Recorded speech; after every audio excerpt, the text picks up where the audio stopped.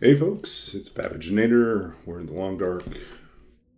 Oh, I guess just realized we've got the wrong background. Go with this one. Okay, more TLD appropriate. Okay, folks, it's Babaginator. We are in the long dark. We are day 14 on this challenge. And we're currently ready. I think right now we are ready. Oh, we've got 5 days in already. I was thinking we only had 4 days. We have, yeah, we're 5 days in already, so we only have 2 days left. But it is windy and unpleasant, and we still don't have the hacksaw.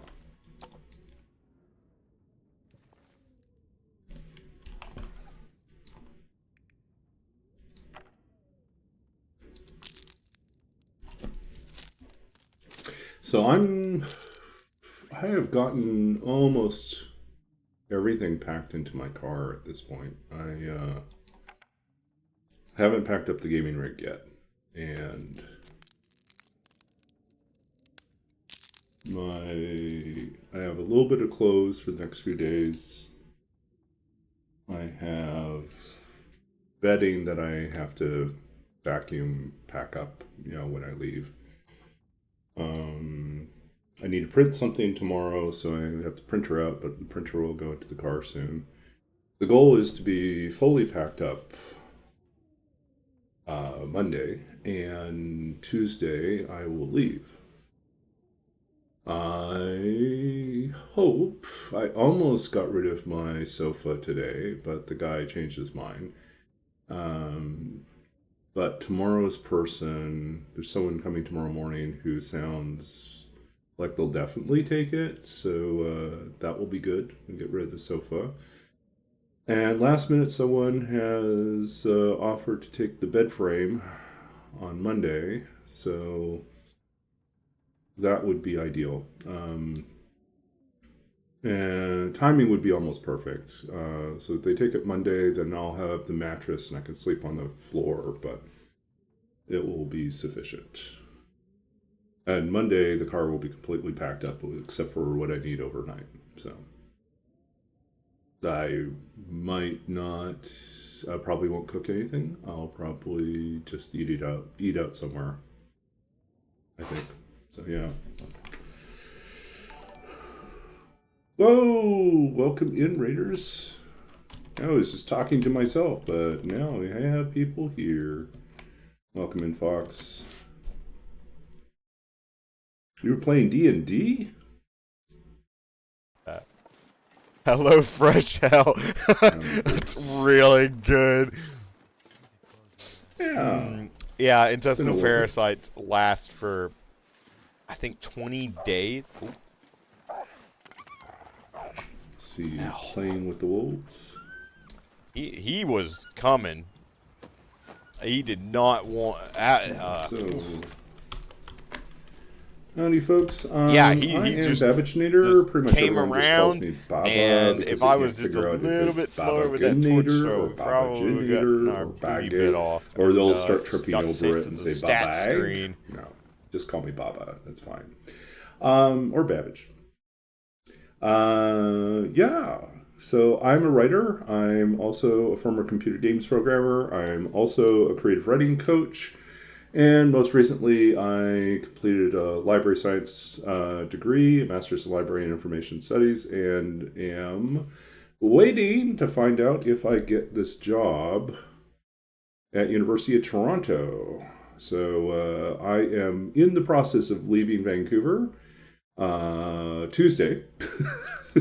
So you're catching my last stream before I get on the road. Because Sunday I will probably have already packed up my gaming rig. And Monday I'll have finished packing up the car. And Tuesday I'll be on the road. So, yeah. But I just last night I just wrapped up a campaign. I had big finale. Um, yeah, try to bring that campaign to a close before I left town, and so it worked out. We had a rather lengthy session, but it was a surprisingly heartwarming conclusion with some epic battles in there as well. Yeah, supporters as players due to little financial difficulty. Yeah. Well, yeah, I think it's really cool. I think finding something that you can do that is fun and people want to support you doing it and chip in to help out with things is great. I think finding a way to do that is great. Um, yeah, so I'm basically still in limbo here. I've been through the 2 rounds for the job interview at UT, and I wasn't certain where I was in the process, and then Friday I heard from my recommenders that the committee had started calling the references. So I think they're at the very end of the process. Unfortunately, I won't know the results of this job search most likely until after I've already arrived in Saskatchewan. I'm driving first back home to family in Saskatchewan, and then probably unpacking the vehicle and then repacking. If I get the job, repacking because it's a short-term job. It's only about 10 or 11 months. So I can't plan on a permanent move. I can only plan on a short-term stay because the position is it's a parental leave fill. So it's a temporary replacement, not a permanent role. So, but it's good experience. So I'm excited about it. I hope I get it. If I don't get it, then I will basically continue my search and probably stream a little bit more. So, yeah. Okay, no worries. Do your post session wrap, and yeah. So, other folks who are hanging out here, this is what we're doing. We're doing my kind of famous challenge. Roll with it, which is kind of D&D themed in the sense that we roll D&D dice. Basically, anytime we start in a new region or enter a new region, we roll a die and it tells us how long we're going to stay there. If it's a major region like Mystery Lake or Coastal Highway, during the first 50 days we roll 1d10. And if it's a transition zone like Crumbling Highway or Ravine or something like that, kind of a micro region, we roll 1d4. But after day 50, major regions become 1d20 and transition zones become 1 to 6. And then every 50 days after that, the transition zone stay gets potentially longer. It goes up a die until eventually it gets to D10 at 150. And we have to visit all the regions in Great Bear. So that's the fun we're doing. Like Fox, I'm also a D&D player and DM, as I kind of mentioned. So feel free to ask me questions about D&D or get me to tell stories about weird stuff that we did. The campaign that I just finished, the party was level 6, and they were dealing with, they had been recruited by a vampire, a much more powerful vampire than they anticipated, who, oh, wait, that one's empty, who recruited them to deal with a group of cultists who were tied to a sleeping aboleth beneath the city. And she wanted them to deal with the threat since the cult had set up in an abandoned but still consecrated temple to another god. And the vampire and her forces could not enter the grounds until the altar had been desecrated, so she could bring her forces in. So that's what they were sent to do. But they ended up defeating most of the cultists, and then um, laid a trap due to an artifact that they had acquired. Laid a trap to destroy the vampire once she arrived. Yeah. So, anyways, may my Blackrock be very short. Yes, I hope so.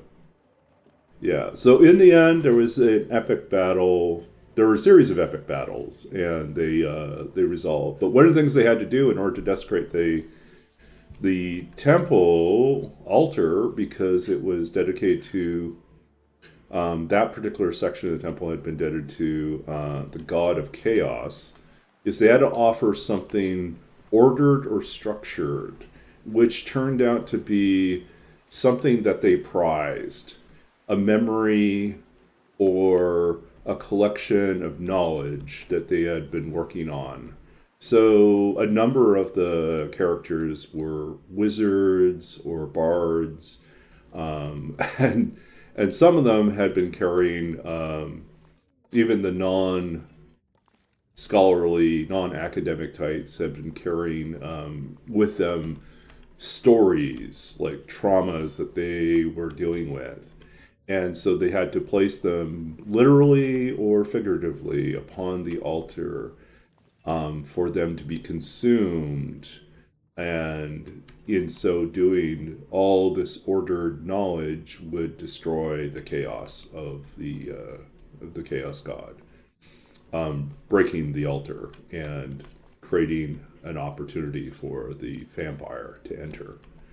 Um, yeah, so that's so it ended up being like they got into their backstories, which sometimes people create these elaborate backstories and they never get a chance to really engage them.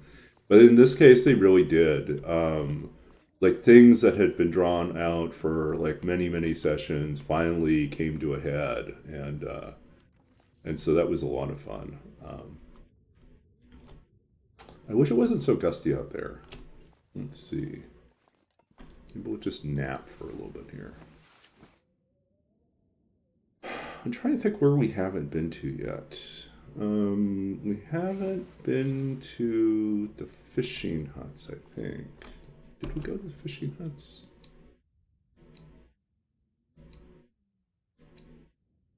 Well, we did go to the fishing camp. Okay, so we've already been there. We just haven't been up the Bear Creek. Now it's all foggy, but at least it is not cold.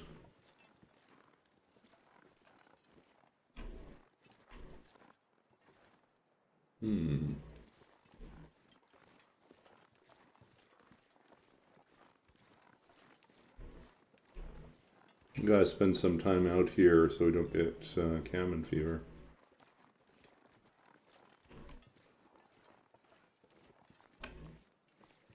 Maybe we'll go back. Oh, I think where we haven't been is we haven't been up to the lookout.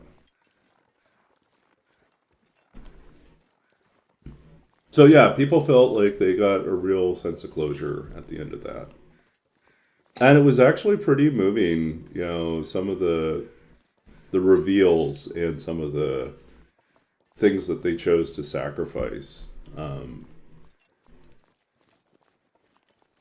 Yeah, it was very interesting. I don't know. It was a good ending. Very good ending.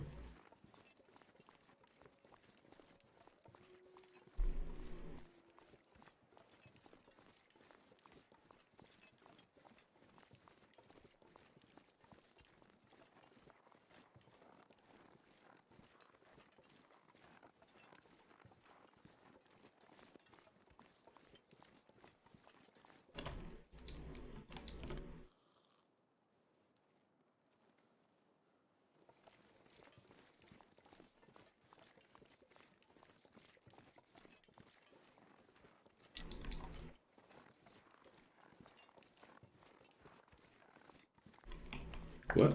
We haven't searched this car yet.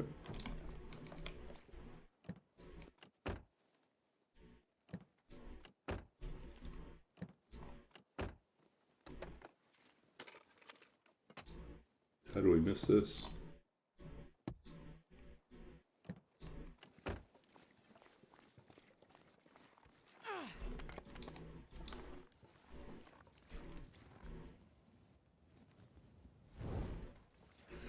So I'm a little sad that that campaign has wrapped up.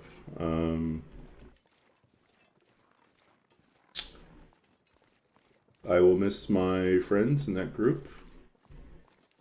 We'll probably still stay in touch on Discord, but it will be the same. Yeah.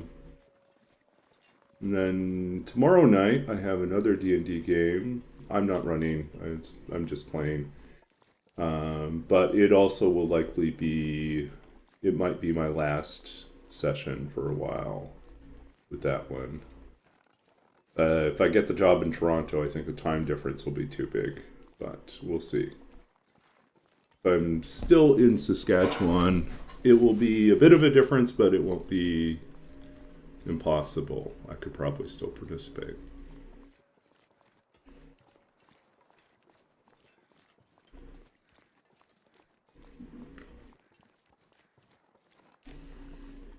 But if I go out to Toronto, I'm definitely going to have to find a new group. It'll be a new challenge.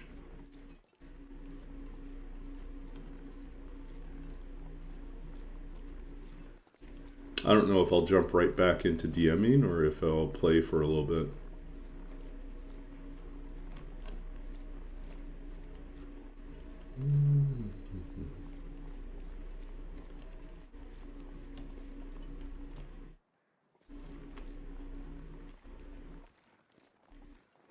We still don't have a hacksaw, so it makes harvesting things not particularly fun. I think we already searched the log sort, but we will try.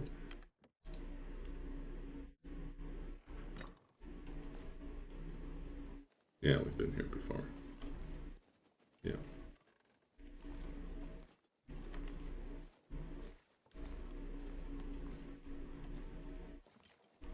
Yep.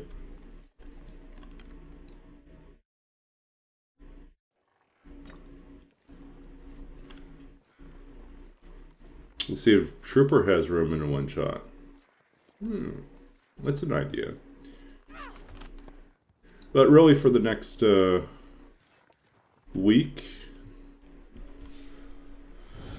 So I think I'm going to be traveling Tuesday, Wednesday, and Thursday. And then probably spend the weekend in Saskatchewan, in Regina with family. And then I imagine this next. So I think the earliest I could find out if I get the job will probably be Friday.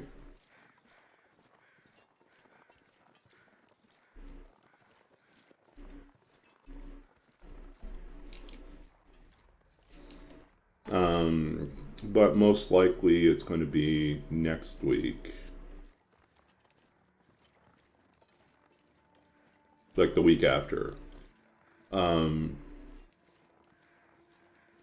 if that's the case, there's also the possibility that if they're taking so long to process things, they might not be able to get me to start February 1st. It'd be a stretch, right? In which case they'd have to accept, because of some sort of silly rule about how hiring works at U of T, everyone has to start on the first of the month. Can't start in the middle of the month. So that would mean they would have to start me March 1st instead, which would give me more time to get out there, but and to find a place. But it would mean that I get less experience overall and less pay. and I could use both the experience and the money.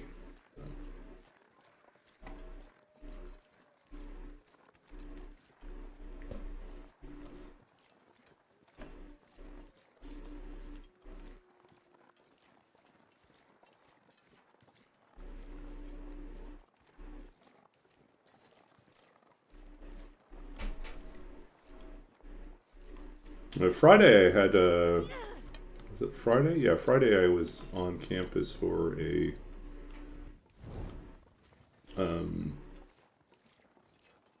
of a lunch gathering for the team that I was on at UBC, and a lot of the other people who work in the same like sort of area of digital scholarship at UBC. And so I got to see a lot of the people that I've worked with over the last year and a half, and got to see them, and they got to say goodbye. So it was kind of nice to have a bit of closure.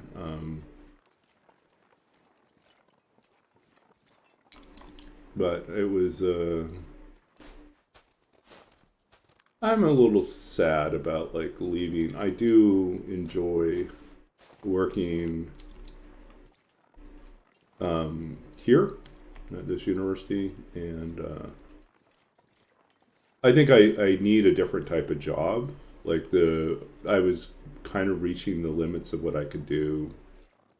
How could I put this better? It's not like limits of what I could do, but the job itself was limited. There was not enough work by the end.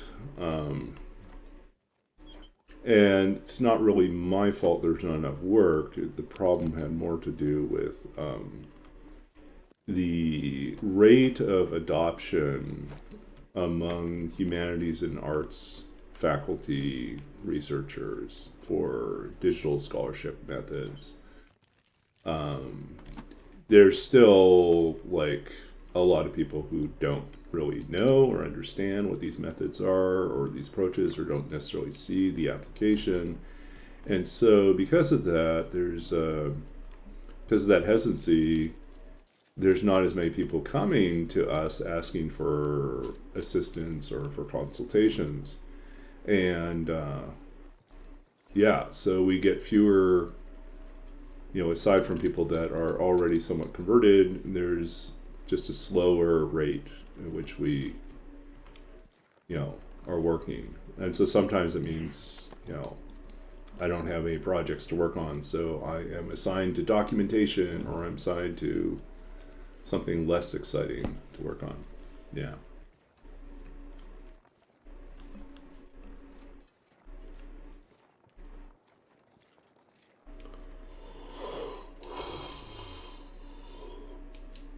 But the new job, if I get it, will also be more consultation than coding. Coding knowledge will be useful, but the expectation isn't that I am assisting,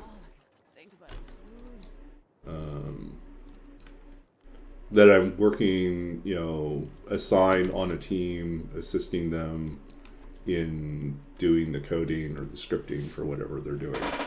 But instead that I am advising and consulting, offering perhaps examples, but they're responsible for finding their own, graduate students or workers to take up the actual labor of writing and maintaining code. So, I mean, it makes my job easier, really, I don't mind that.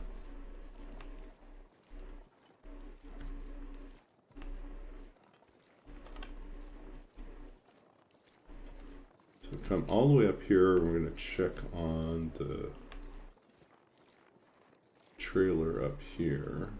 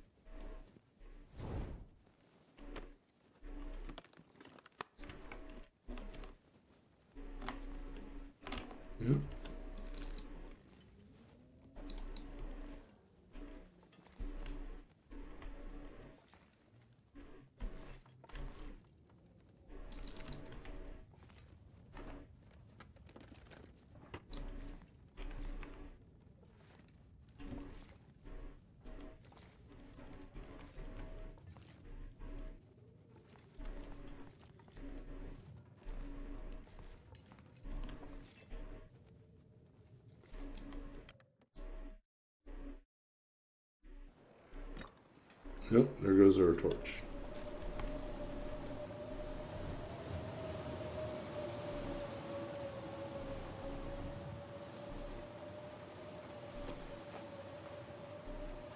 This stuff will come in handy. Oh, you're rich, buddy. Rich. Second thermals.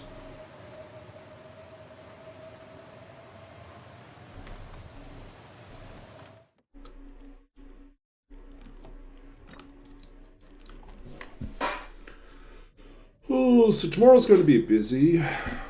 My roommate is swinging by in the morning to do her part of the cleaning. Yeah, she's already moved out, but she's coming by to do her part of the cleaning of the apartment, and then her friend is coming by with a truck, and then they're going to take all the furniture and food, kitchen stuff, basically anything that I hadn't helped her move over before, or was too large to move over, or she wasn't ready to move over. They're moving over tomorrow. And so by tomorrow afternoon, the apartment's going to be really empty because there's someone else coming by in the morning to pick up the sofa. So then, yeah, it was pretty empty. Yeah, so they'll take the TV, sofa will be gone. I just took out the Amazon Fire Stick from the TV, since that's mine. So yeah, there'll be no lounging on the couch watching TV in my last day or two. So financial troubles, less so, because originally I was concerned because I had planned to stay here in Vancouver until March, but because my roommate found a new place that she could take possession of in January, there was really no need for me to hang out here longer. Plus, I was already in the late stages of interviewing with this position out in Toronto. So I knew there was a good chance that I would be leaving. It would be better for me to leave in January. And it was fortunate that she was already going to be moving out. So I no longer had to stretch my money until March. Now I can just plan on going home. And if I get the job, there will be a little bit of financial squeeze because the first paycheck won't come until the end of the month. So, and because it's a temporary role, there's no move package. So I'm out of pocket for the move. So that's the headache.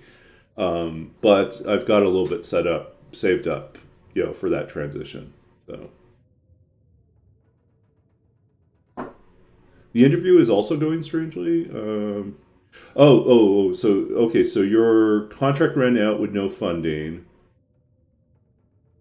So you got your new living situation, so your rent's slashed in half. So at least there's that. Yeah. So for me, it's like if I don't get the job, I'll be living at home again, which is great because I'm not paying rent, but it means I'm stuck in Saskatchewan until I can find a job somewhere else. And prospects in Saskatchewan are not great, so I would prefer to get out of there. Plus, it's winter. I mean, there's no fun. Plus, I have to do this cross-country move in winter. So the job is like I said, it's a parental, like a maternity leave hill. So it's the position is a good entry position, but unfortunately, there's no budget to hire another person. And when the person comes back from their leave, they'll just return to their role. And my position will basically disappear. So the good news is if I go to Toronto, at least there's a lot of universities and libraries and a lot of interest in the type of data librarianship that I do in the area, that as long as I network well, I should probably land somewhere else.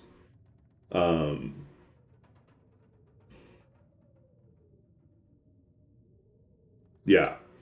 But I just I would prefer to be moving to a permanent role and feel like I can move my stuff and set up somewhere instead of like all my stuff is packed up and then at home it's the same thing. I packed up all my stuff because there was a possibility earlier there was a possibility that my mother and I were going to relocate to Toronto because my aunt, her sister, had indicated that she wanted to move back to Taiwan and was willing to let us live in her condo.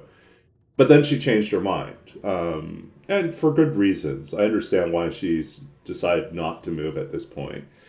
But because of that, there's no like safe landing place in Toronto. I will have to find my own place, and I'll have to find something that's affordable that makes sense. So, yeah, I don't know. We'll see. If I don't get I feel like I'm solidly in second place for that position. I feel like if there exists a candidate who has, so if there exists a candidate who has more instructional experience for the type of workshops they want this person to run, which wasn't really clear in the initial job posting, but became clear in the interview, that they really would benefit from someone that could run workshops and has experience running workshops in this particular area. Um, that person would be a stronger candidate. If it's someone they already know, like it's someone who is come up through the ranks, as a graduate student in the University of Toronto system and has already maybe done a co-op or has worked part-time for them already, a known quantity tends to be more likely to get so like if they know the person already, they're more likely to get the job.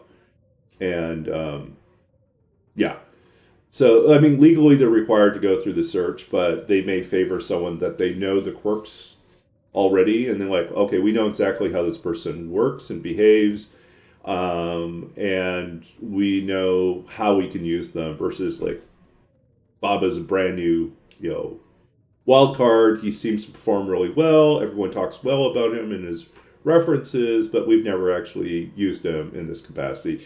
And he seems to be a little bit more of a coder than what we were initially looking for, right? Will he be happy doing the instruction side, and the consultation side? The answer is yes. I'd be happy doing those things. So, but yeah. So, and then yeah. So if it's someone they already know or someone that has a little bit more instructional experience in this particular area, then I think that's the person they'll choose. And then the third thing would be if someone is located in Toronto already and is roughly equivalent to me, but doesn't have to hunt for an apartment and could start immediately, as in February 1st, with no sort of concern that there might be a slight delay in getting started. I think they may also favor that. Because it's a little bit, like, it is a bit of a stretch, especially if the process takes longer to get back to me, to expect me to immediately land someplace, and be able to set up. Most likely what I'm going to have to do is I'm going to have to do like a Airbnb 1 month furnished rental somewhere for the first month and then move again, to something else. And I can't even sign like a year-long contract or lease anywhere because my work period's not even a year. So that's kind of frustrating. So.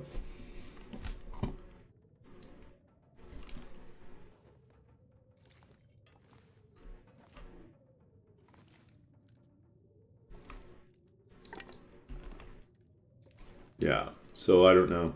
So part of me would really love the experience and love working there. Part of me really wishes it was less of a temporary thing and more of a permanent role.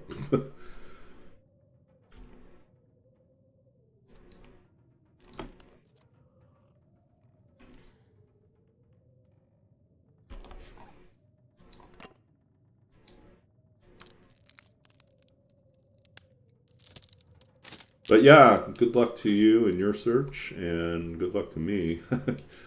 hopefully something comes together for both of us.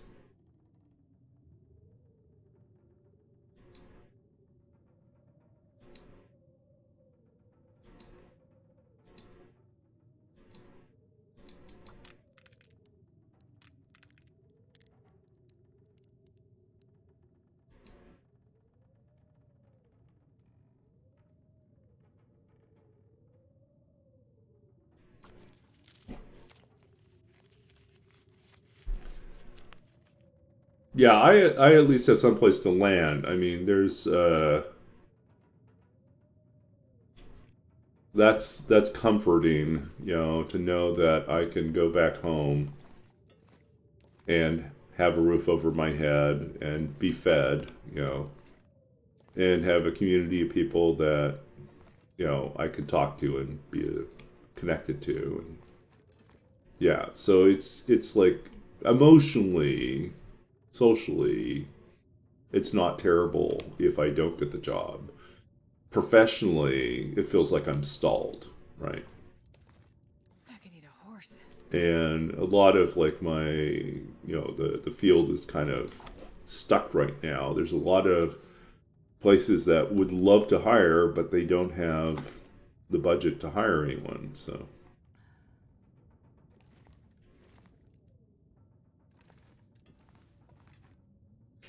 can we get a fire going out there?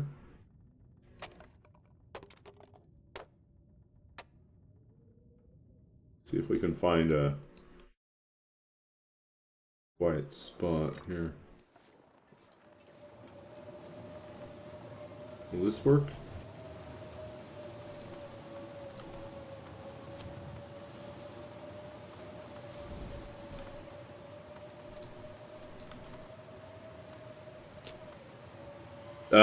Too rural, yeah.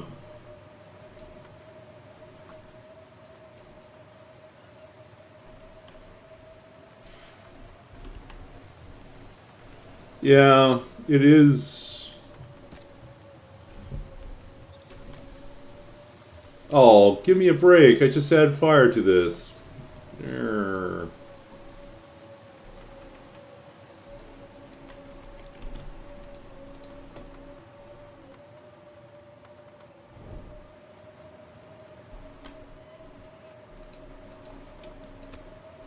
This is a really safe place to start a fire.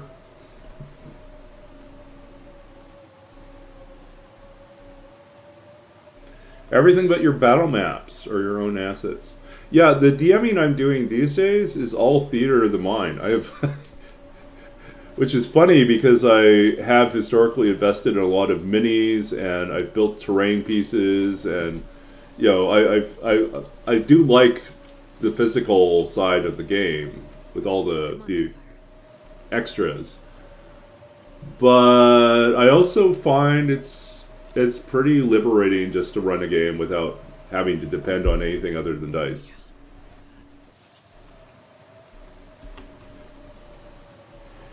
Yeah, theater of the mind for combat is an interesting challenge. It's doable, but you kind of have to let go of being sort of wargamey and having to depend on very, very specific locations. But instead, what you do is you kind of get used to operating with like descriptions like you're next to or adjacent to like the enemy, right? Whoever you're attacking, or you're near, which is within 30 feet, or you're within range in terms of like a longer range, or you're completely out of range.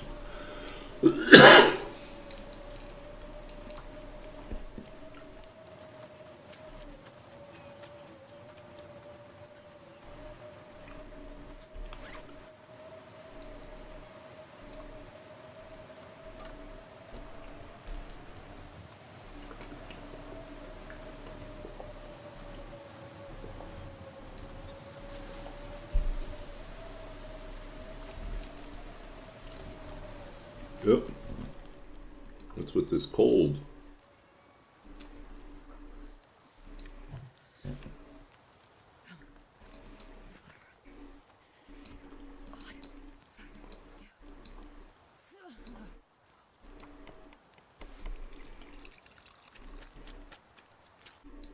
Sure.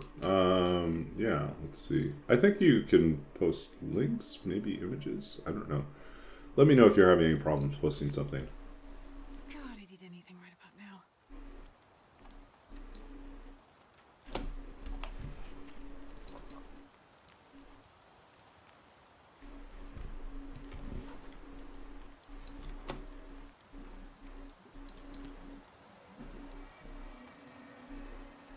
Oh, Aurora.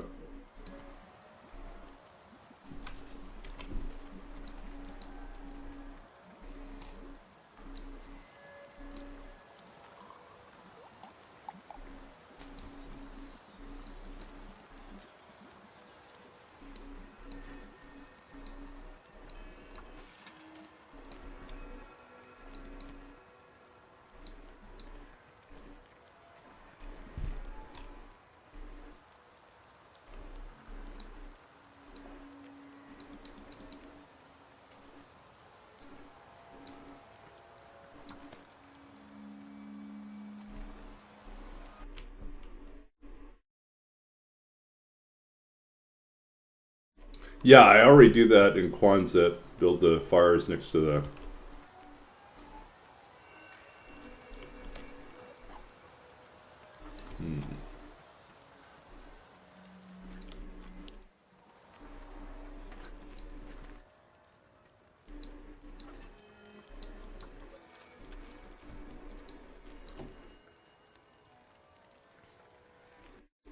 Okay, let's see this here. Dwarf Mountain.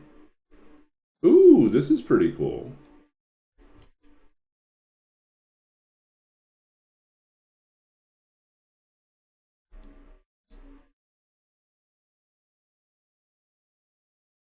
Yeah, that's kind of cool. I like this.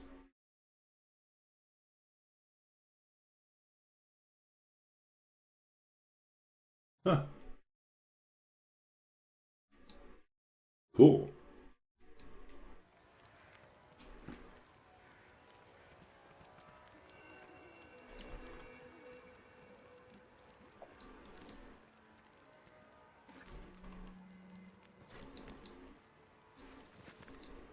Wonder if I can drop any of this gear.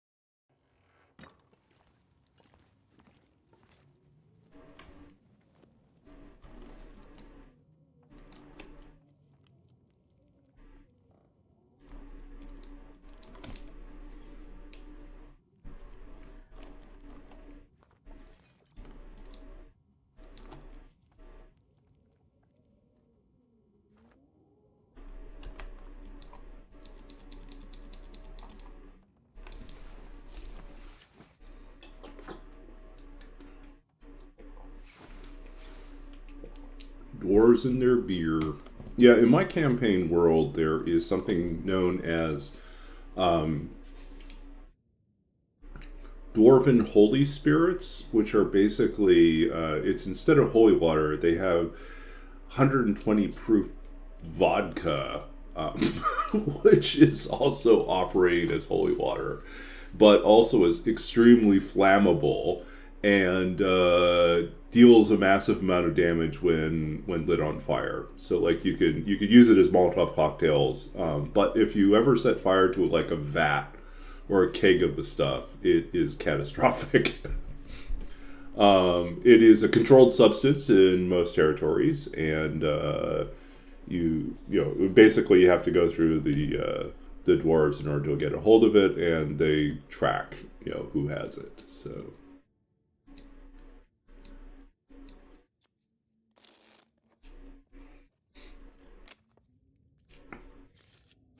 If you try drinking it, you have to make a constitution check, or else instantly sprout a beard. If you have a beard already, it doubles in thickness and volume. In volume and length. Yeah. This happens regardless of gender.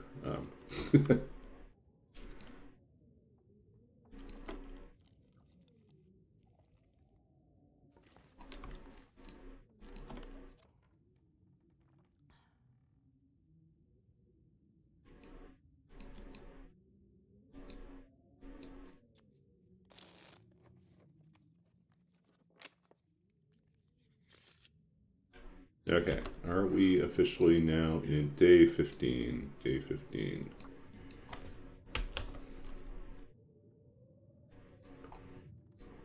Day 15.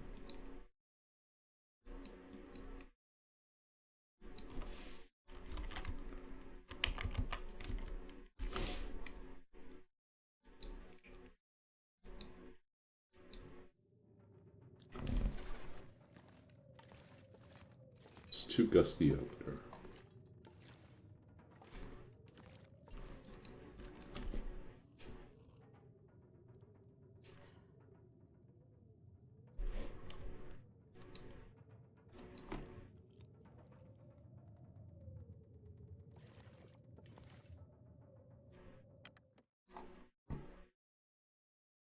I'm not sure I can carry much more. Oh, this is just terrible.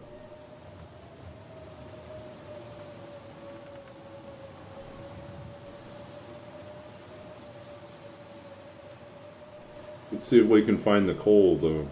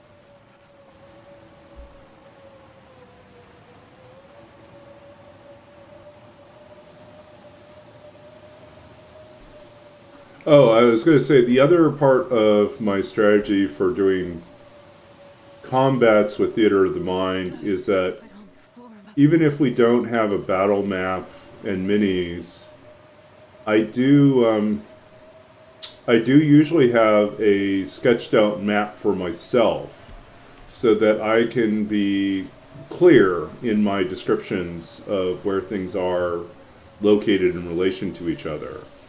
And sometimes I share that map with them so that we can track the movements of the characters and the monsters so that we're clear.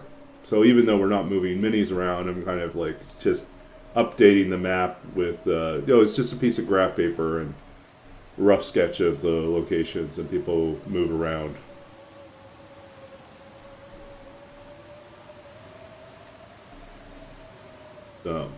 Other times I'll just like use one of the Dyson Logos maps as a starting point, and again, I'll reference that in my descriptions, and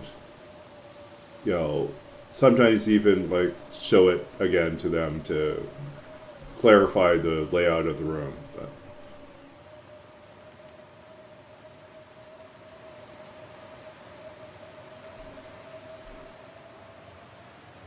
yeah, I don't actually do as many accents. I have a handful of ones that I might do.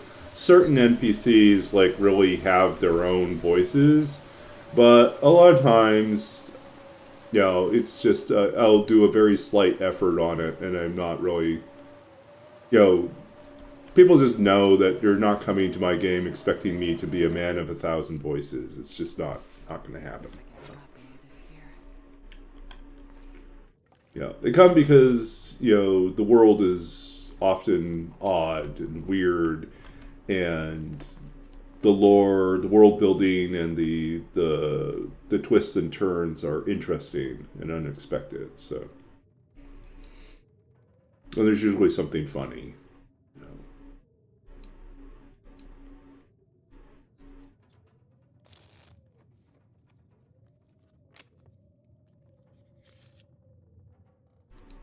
Man, I could eat anything. Oh, finally the wind starts dying down.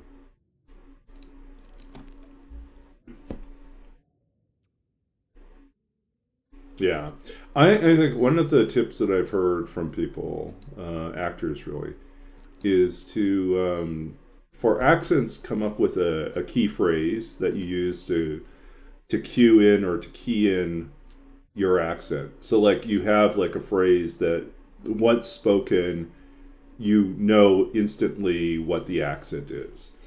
So like famously, like if you're trying to get the Boston accent, you like do the park the car in Boston Yard. You try to like get that kind of Boston Yard. Park the car in Boston Yard. And so I had like there's a recurring NPC in my campaigns by the name of Discount Pete, who's like the world's most obvious fence and always sells like really suspicious knockoff items or like flawed flawed items or items with Heavy. some sort of whether they're questionable provenance or they have like some really instead of a wand of fireball there's a wand of furball, stuff like that, just like and he's always got like this really strong like accent that he uses to try to like convince you to buy his stuff, or like it's really obvious that it's there's something really shady about anything he's trying to offer you. But some of those weird items end up being really useful, so you never know. The party's like not quite ready to write him off, but it's kind of a curious character. Yeah. So like if you have like phrases like that once you figure out how you're going to say that phrase, you write down that phrase and you can use that phrase as your key to get back into that accent. And other times people, like if you have certain impersonations that you're like already really good at doing, then you just kind of like make a note of like which actor or which person you're impersonating, and that's a starting point for the accent. And then another thing that some people do, which I'm too lazy to do, is kind of voice record, like use the voice memo to record, you saying something in that accent, and then next time you need to do the accent, you just go back and listen to it, and you're like, oh yeah, that's how I did it.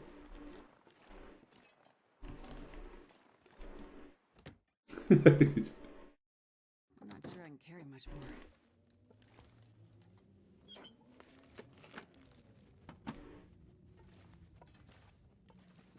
Do. Are you playing Kermit? Kermit the Frog? It's not easy being green? That Kermit?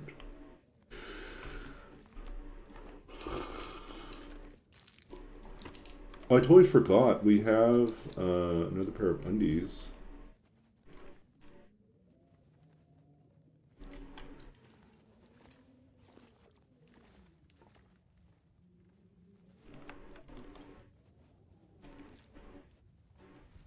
Oops.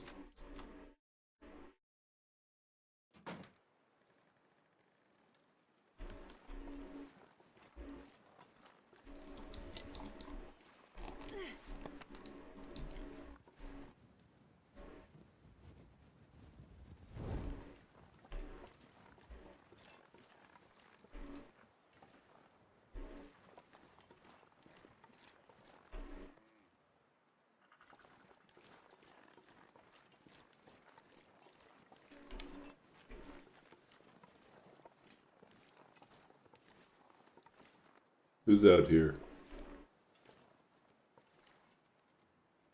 This is where we're at. Okay. Wonder if I can drop any of this gear.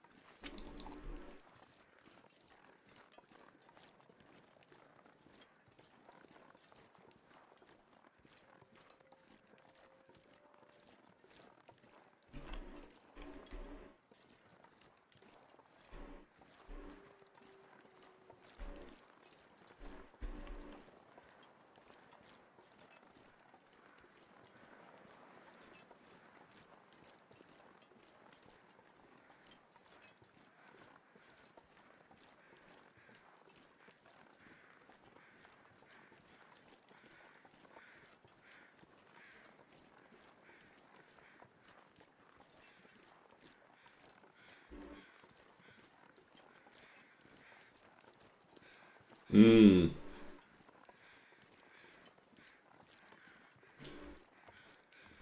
So I think Roller, you were saying this coming week you're working like that graveyard shift, so you're not even going to be on very often. And I'm not going to be really on until the weekend, next weekend.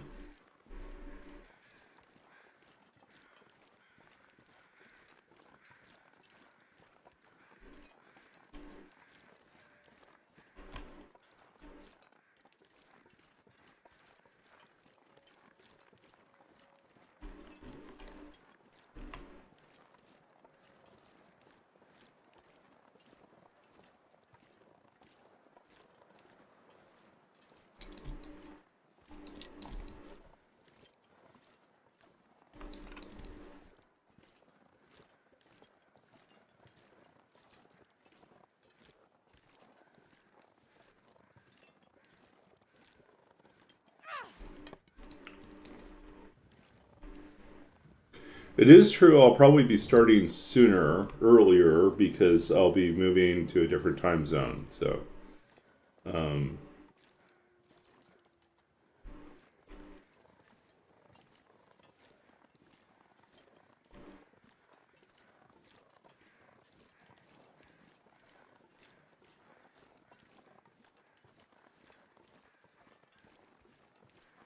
yeah, yeah.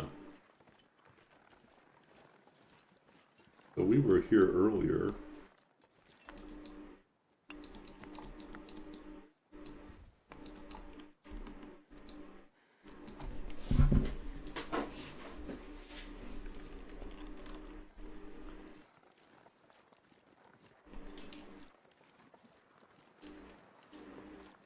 So I've been trying to plan out what I'm going to listen to for my long drive.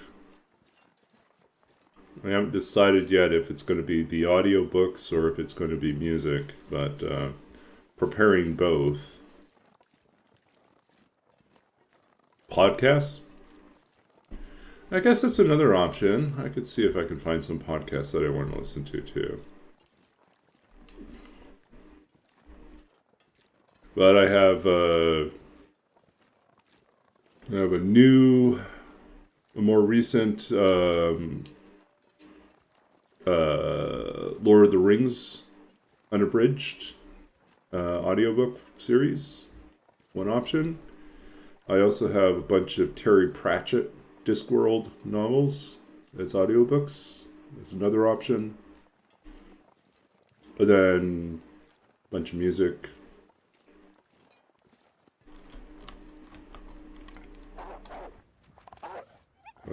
I heard you. I heard you. I knew you were coming. Try as you might. You can't surprise me. Not when I knew that you were here before. Let me up here.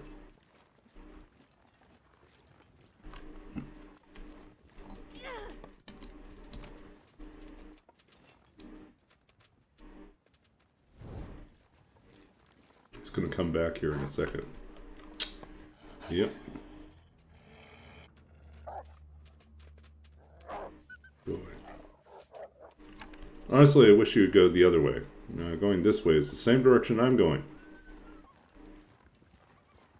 Critical Role style. Oh, listen to like live plays. I sometimes struggle to. I tried doing that with Critical Role like early on, and honestly, I was not as.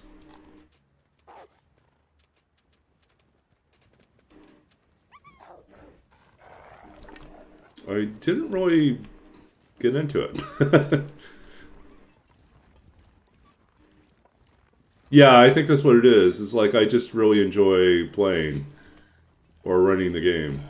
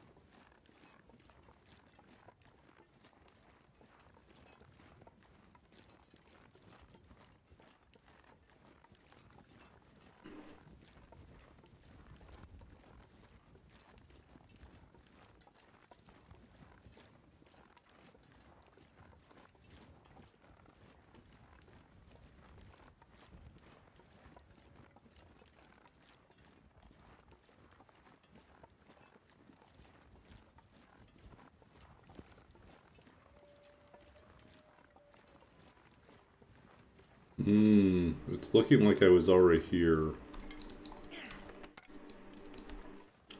And I didn't find the hacksaw then, so.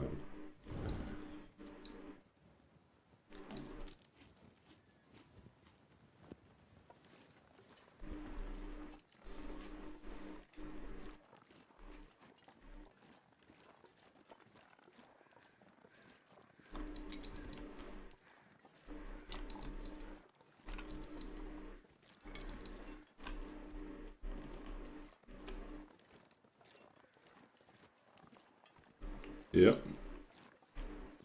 I was already here. I already pulled that one out. Okay, so there's clearly no hacksaw. We've already been here. I could eat a horse. But this is where we're going to camp out for the night. And then in the morning, we're heading out. Coastal Highway. We're leaving Coastal Highway to go to Crumbling Highway. Go around the back here, see if there's anything else. No. Just the rope.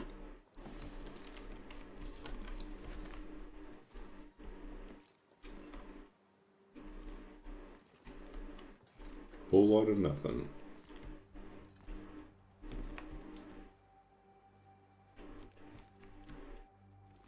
Yep.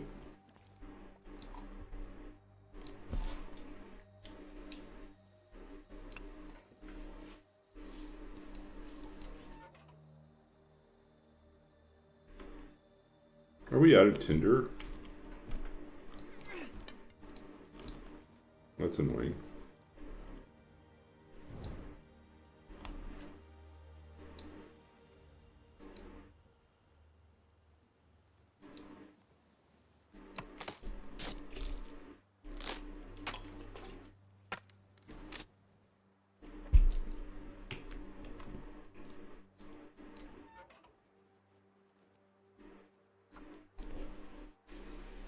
Hurry up and get to level 3. Come on, little fire. Come on.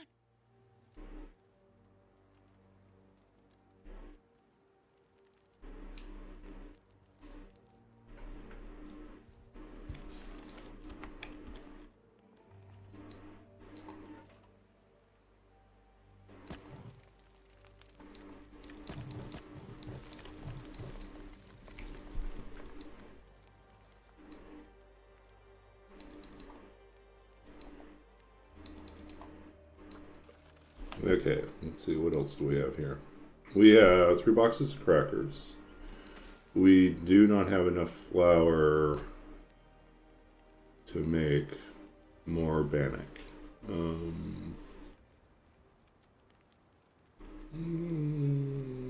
Yeah, it's time to get out of here.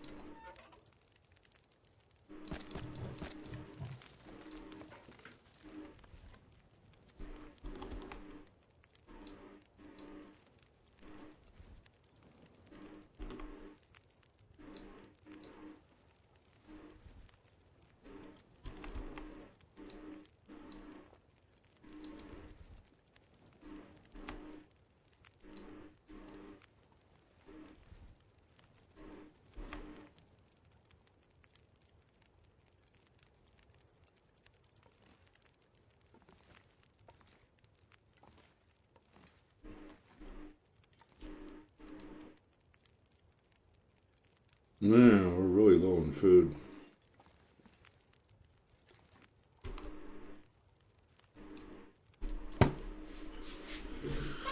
Glad we're leaving, but yeah. No hacksaw means that it's going to be rough harvesting food in that region. I'm going to have to depend on scavenging, beachcombing.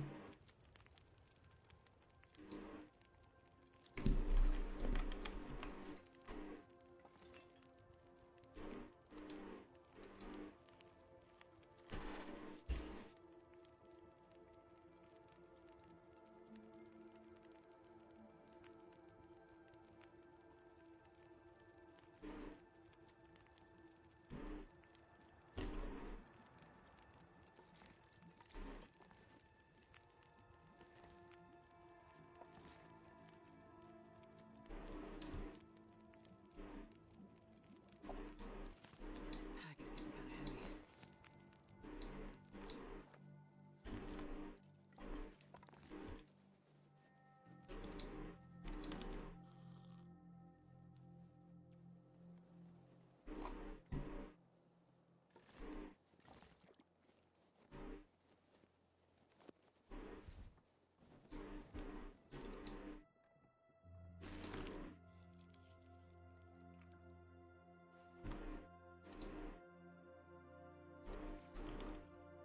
Oh, we didn't need to drink the herbal tea. Oh well. It's fine.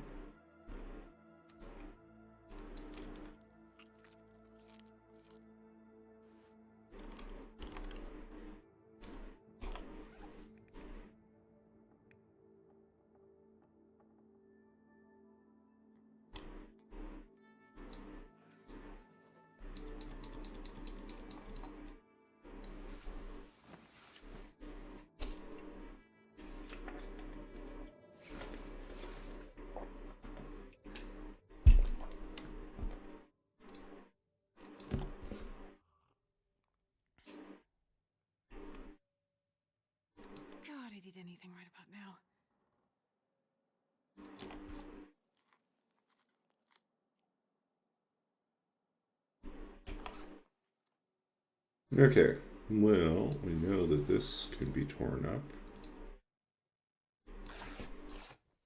Do that.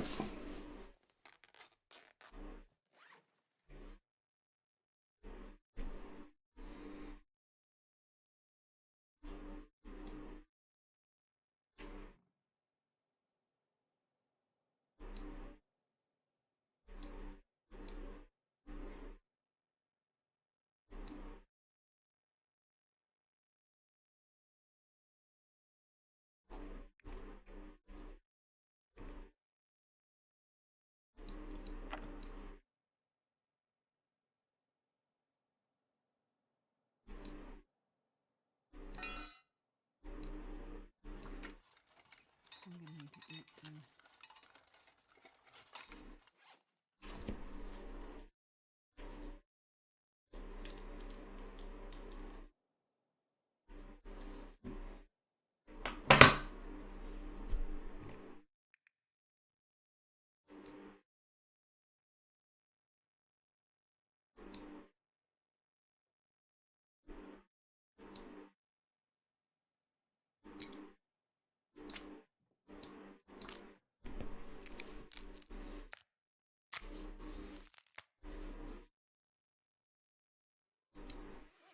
So how close are we at this point to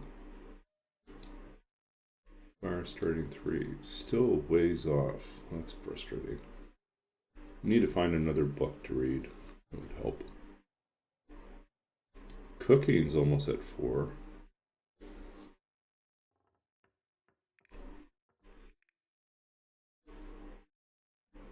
Hmm.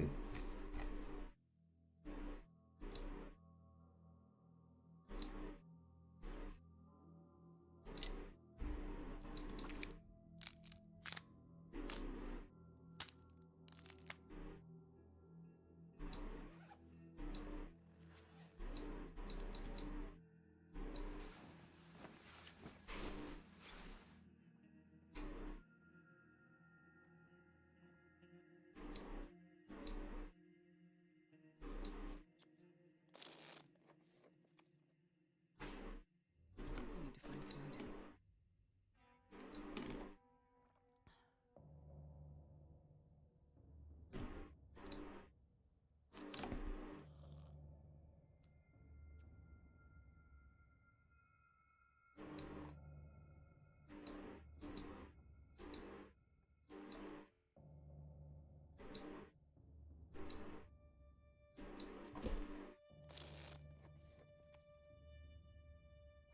I could eat anything right now.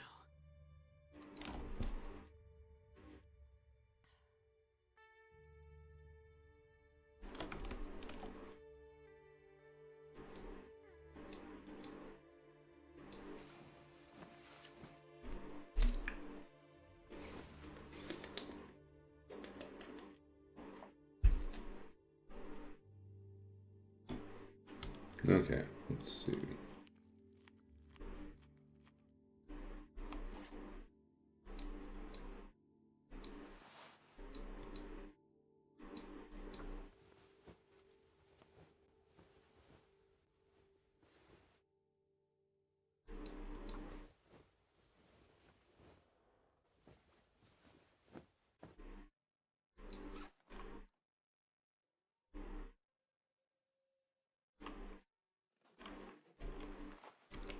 $15.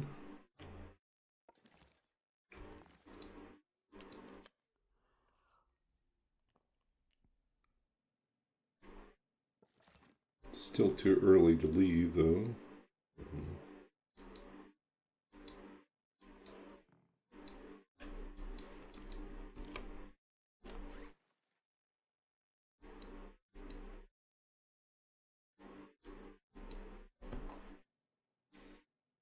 Hmm.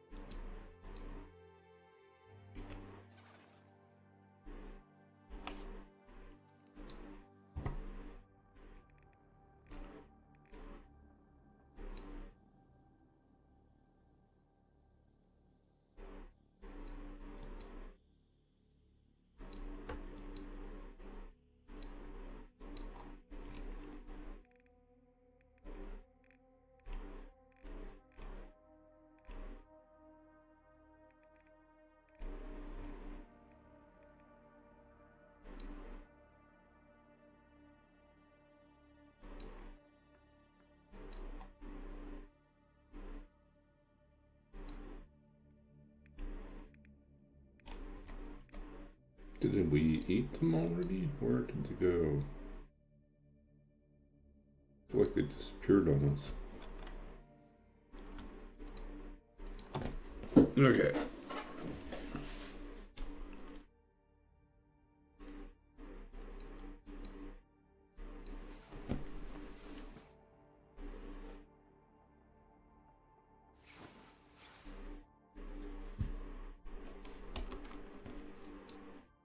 Still 15. Still too early. Oh, no worries. No worries. We're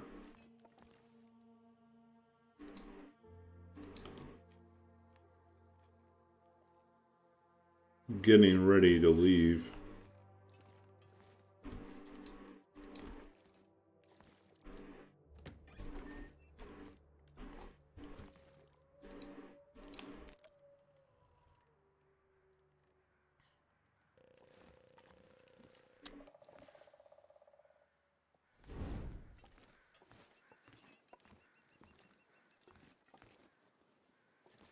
It's going well. We're getting ready. We're almost done with our 7 days here in Coastal Highway. We're moving on to Crumbling Highway. We have the hammer. We still have not found the hacksaw. So we're hoping the hacksaw is in the mine. One of the connectors. Yep. We do have a bedroll. We got that pretty early on, so no need to build snow shelters in Crumbling Highway.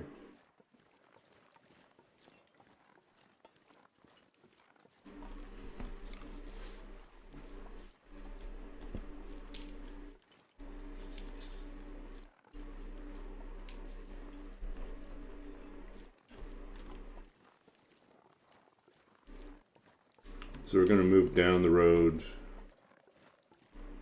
go to the entrance for Coastal Highway. And we'll wait there at the mine entrance until it's time to go. But should be pretty quick. Probably an hour.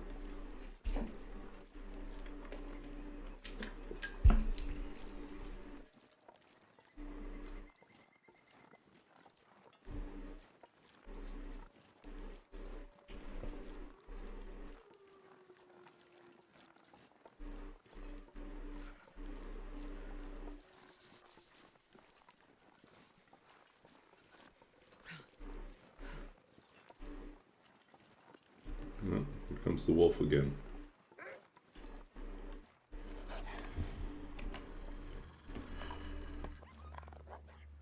And he's gone.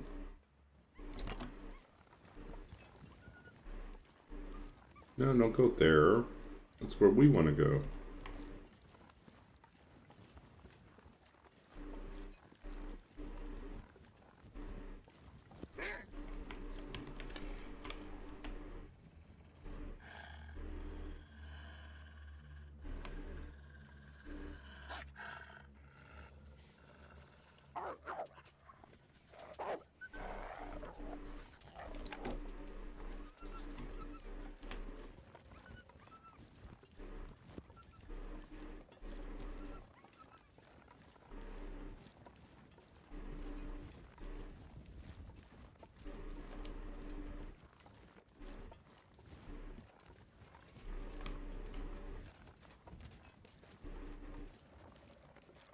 My fingers feel numb.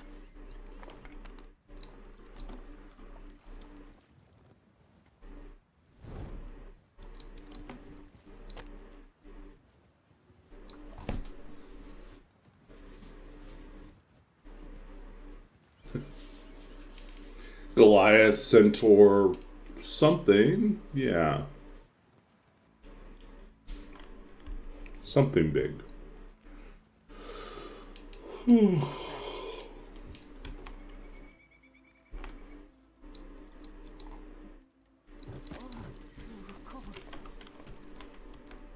Okay.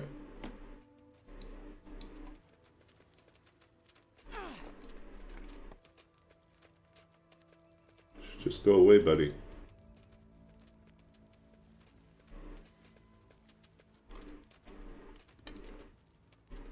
running. Keep running.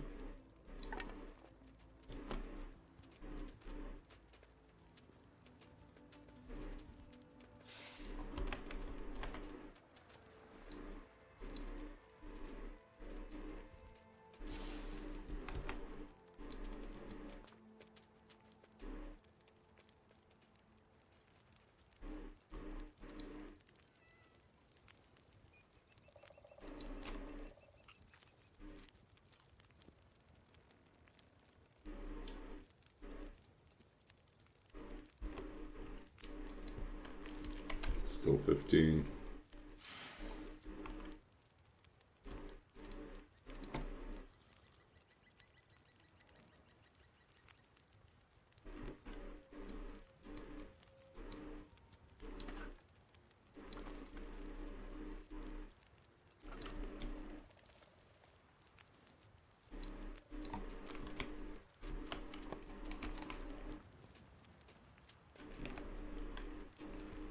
He's still gonna run around all this time. 16. We are finally ready.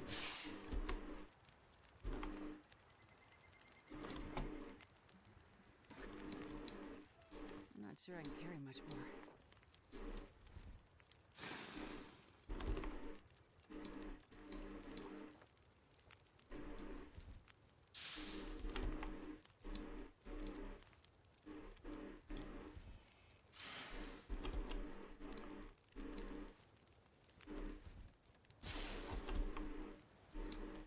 Okay.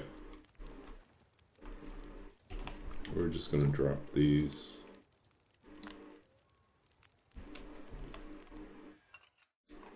Okay. In we go.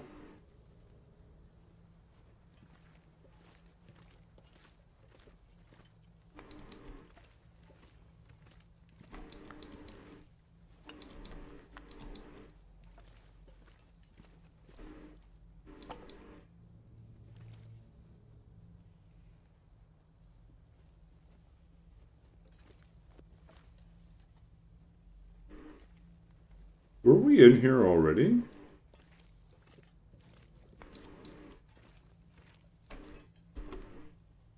Oh, we started in Pleasant Valley.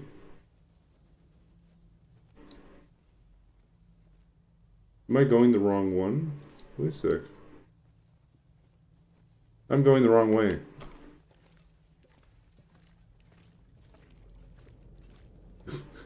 I don't need to go. I was like, what am I doing? This is the wrong way. Okay.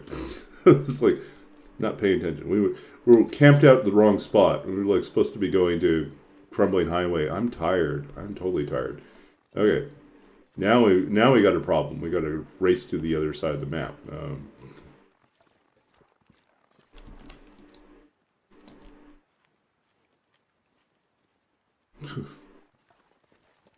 Had to make things difficult, didn't we? Yeah. Oh, and because of that, we do want to take some coal with us because it's going to be cold.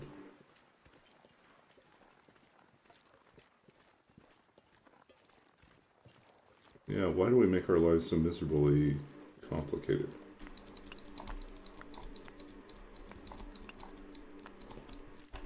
We don't walk into the fire. Come on, Astrid, get your job. Get things together here. 23 torches. We're really overcompensating, Astrid.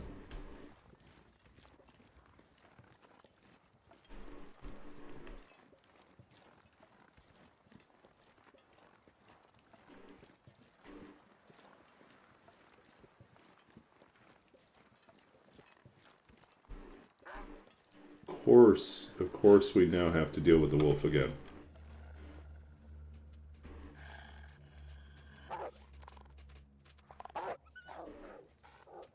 This pack is getting kind of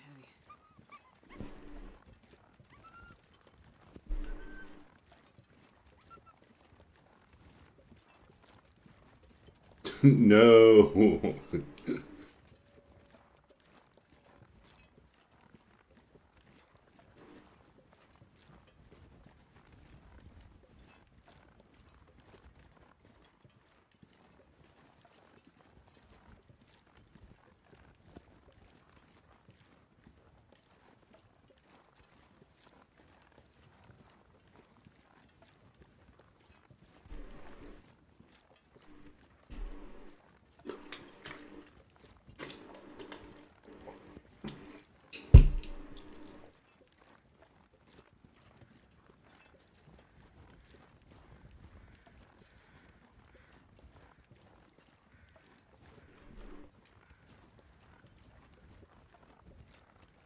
Okay, the good news about this is we'll swing past the Quonset. We can pick up our saplings that we left behind to cure.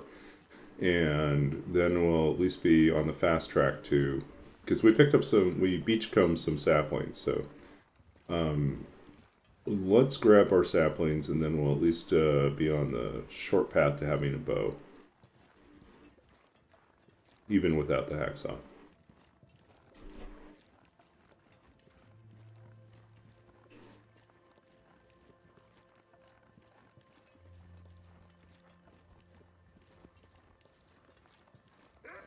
Another wolf?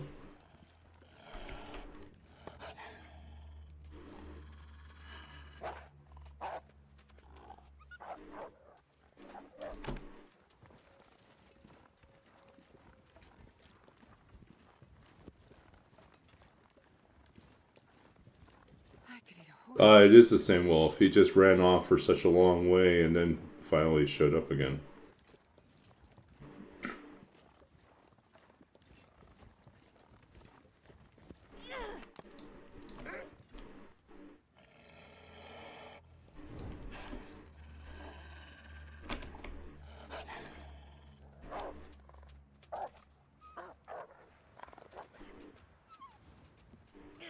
Yep.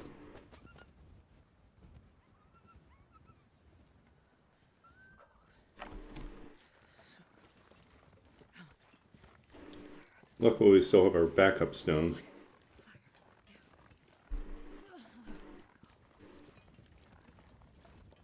Yeah, I can't believe I totally camped out at the wrong end of the map. I was like, why was I doing that? This does not take me to Crumbling Highway.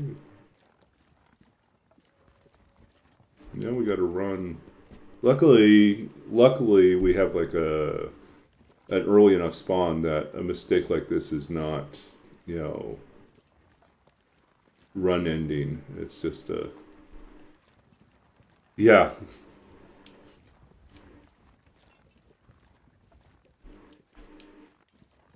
At least we didn't wander all the way through the mine, and then we would have had to commit to being back in Pleasant Valley. It was like, that would have been a disaster. I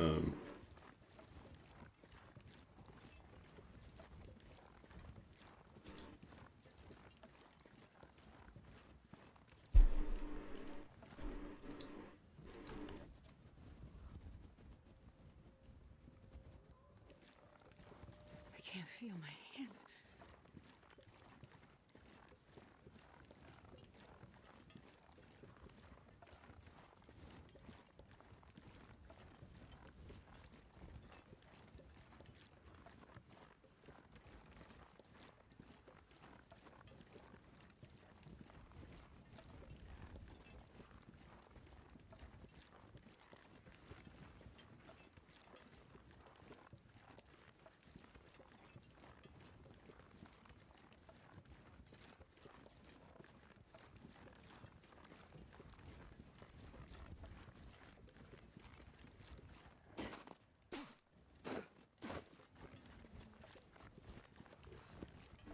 Uh-oh, the bear's out. Why is the bear here? You know, we got problems.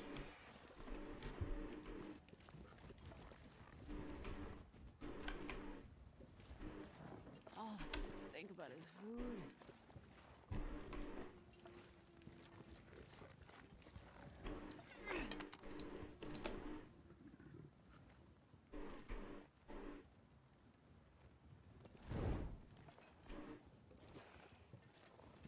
Where are you, bear?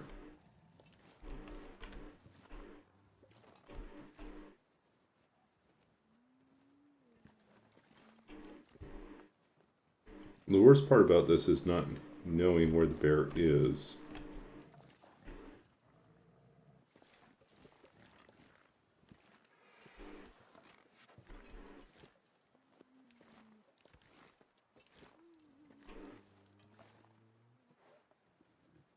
Is he right immediately below us? Is he up here? No, that's annoying.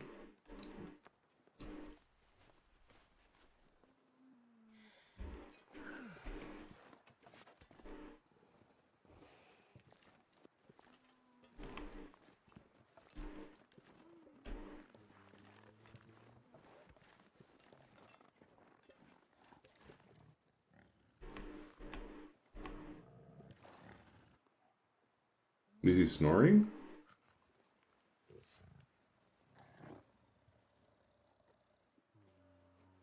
I think he's snoring.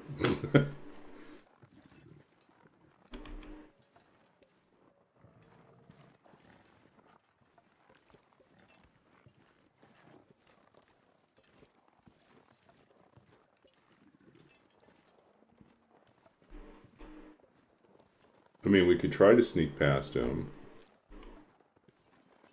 I'm gonna try a different route, though.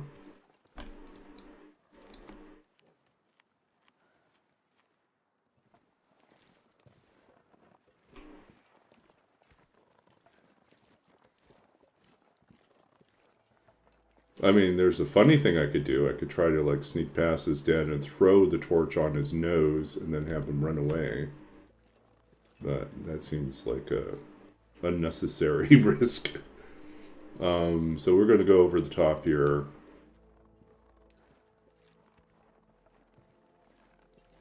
Past the bear.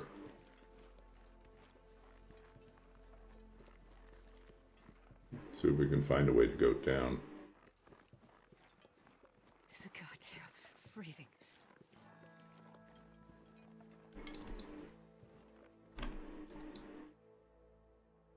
Okay, we're eating one of our crackers.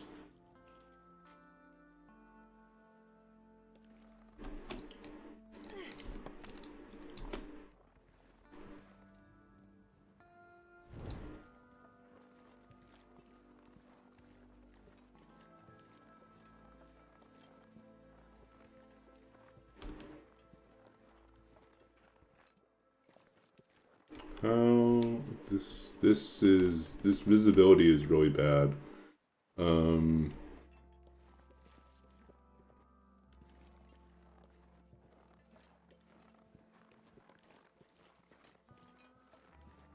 I really don't need fog right now.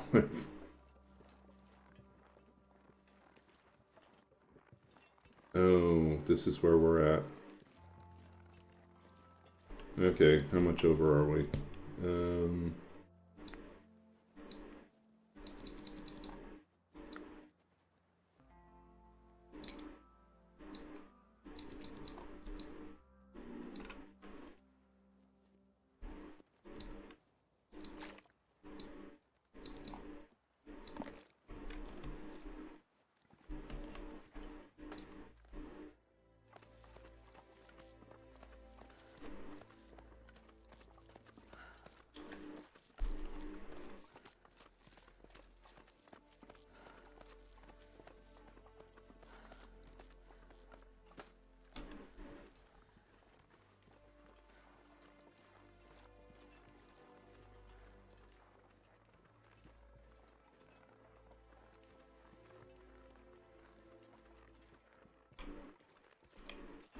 Okay.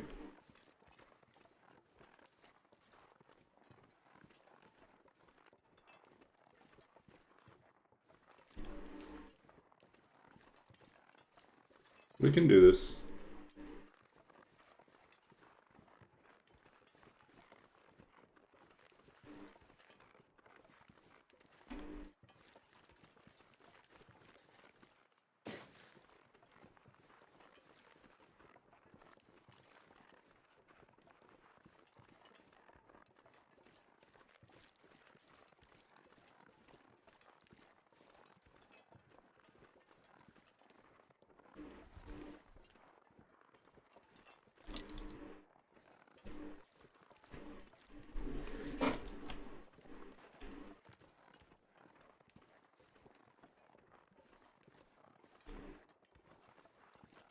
Okay, we made it past the bear.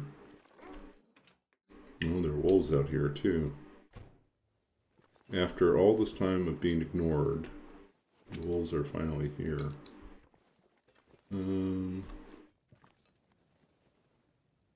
Okay.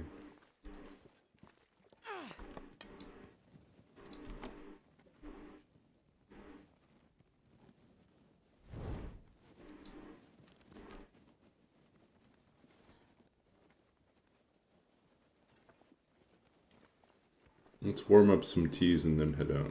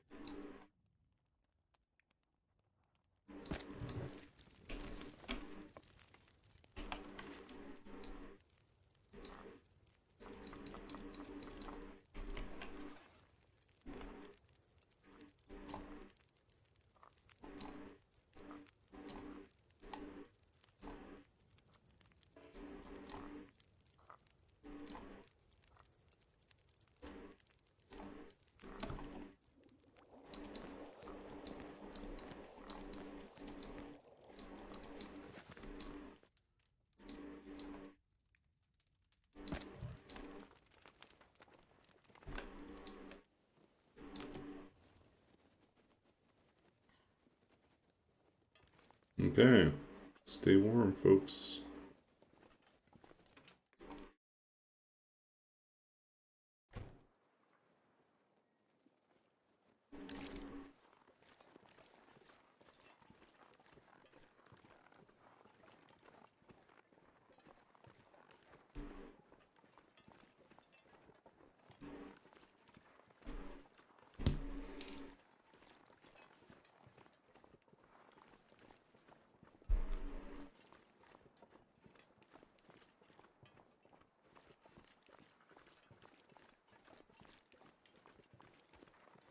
So we've deliberately not looted the cattails on Bear Creek, just so that when we return here, we have a fallback plan for food.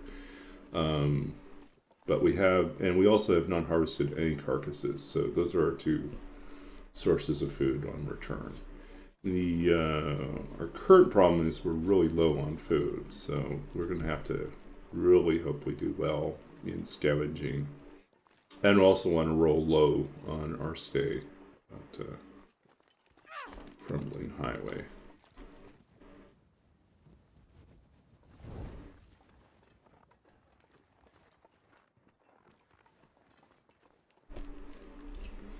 And I think most likely we're going to have to give up on our well-fed, but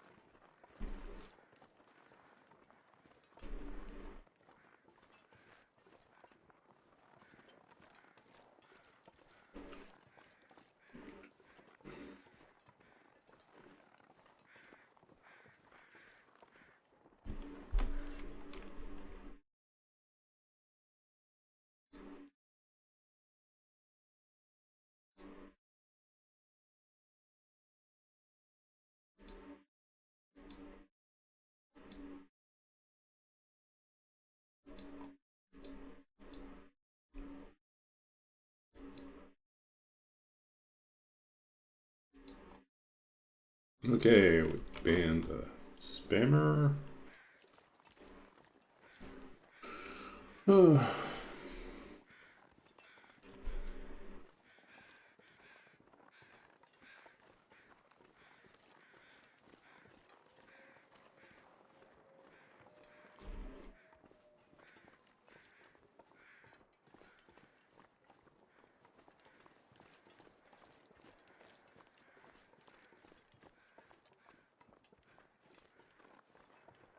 Yeah, this is the worst part, is not knowing, not being able to see where the bear is. Normally we can look out over the lake and have a sense of where the bear is, but not right now.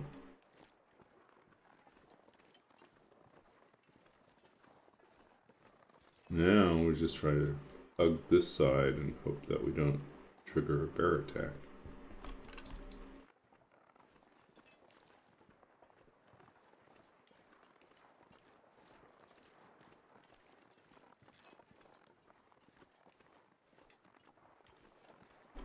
Man, all I can think about is food.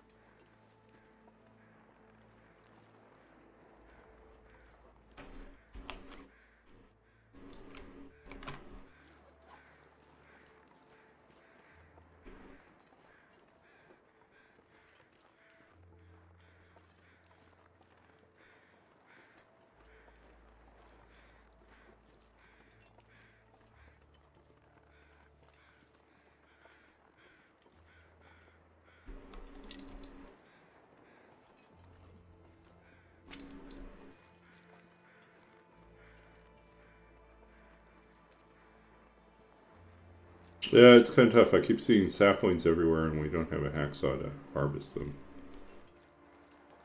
Okay, we made it through without encountering a bear. Good job.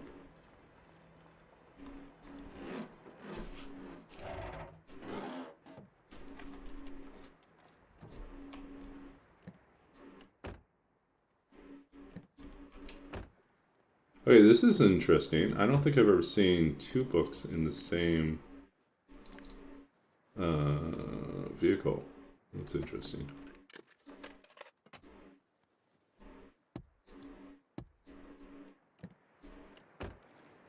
Okay, there we go. We made it by our deadline.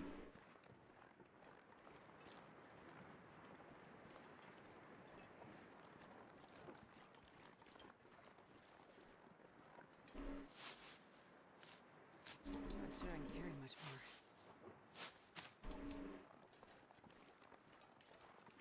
Okay, get ready. Time to roll. Okay, crumbling highway. Here we go. Let's roll the die. So we are now in the transition zone. So we start at a D4. And looks like a 2. We got 2 days here.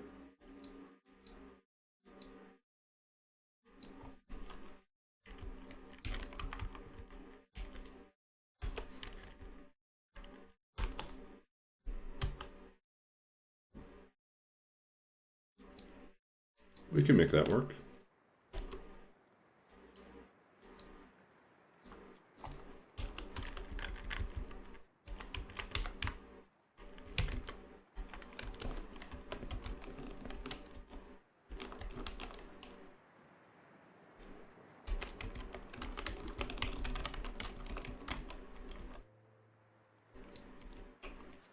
Hey, we get out of here on day 18.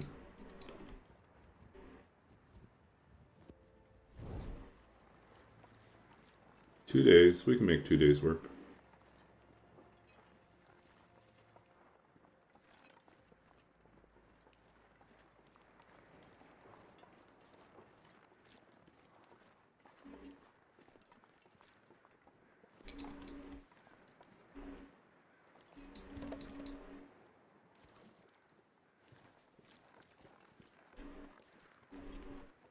Fog is lifting.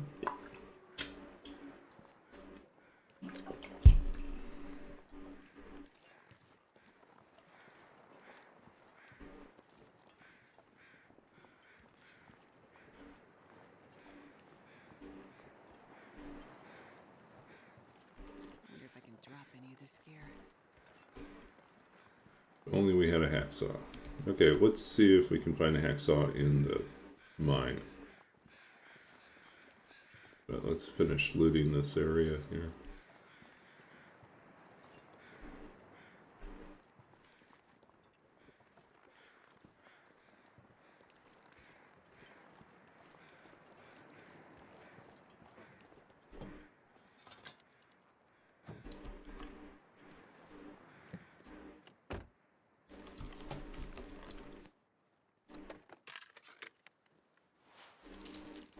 Oh, food.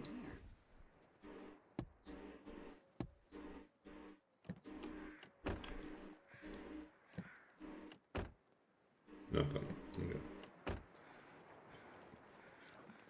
Okay. Basement should be good.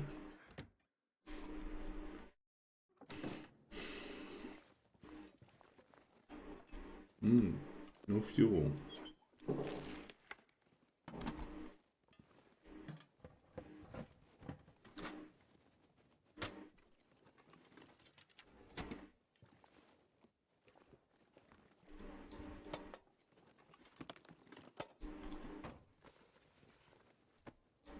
Oh, that's a win.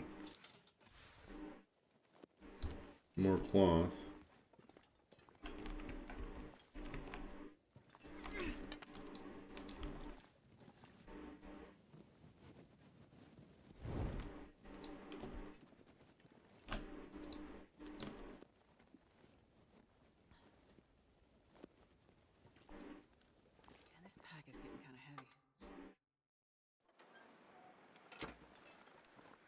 Okay. I'm gonna need to eat soon.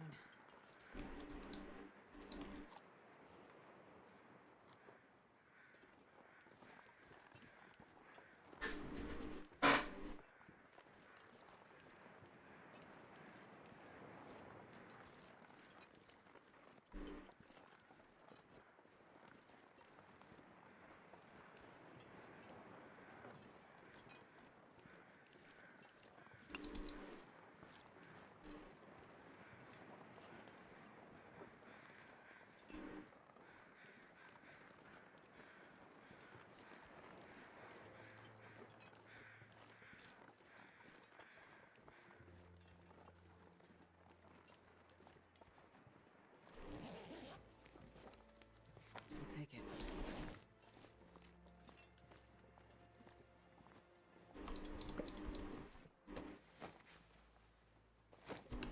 Okay, let us drop our coal. Drop these.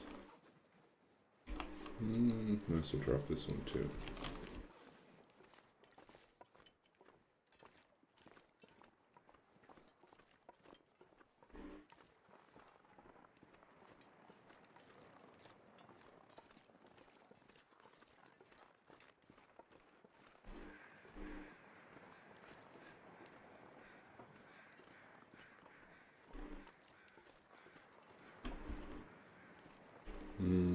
No body over here.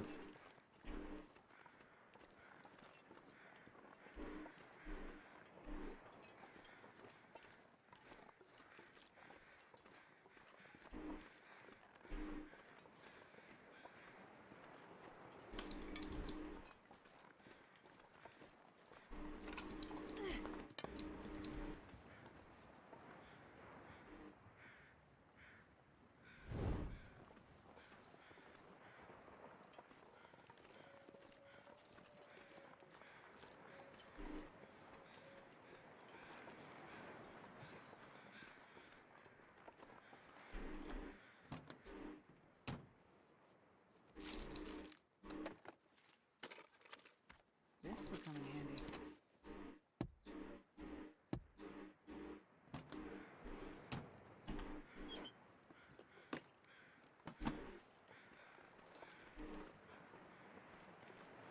Okay, we got food.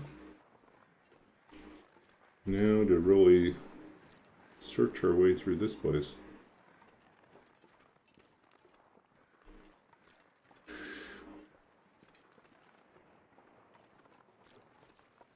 Oh, I'm starving.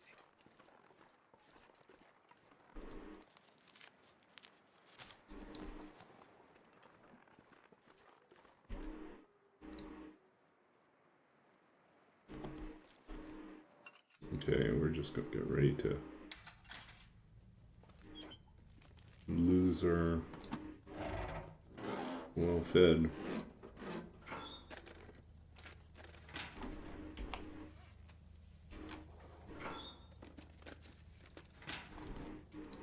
Maybe not right away. Let's see if we can squeeze out a little bit more here.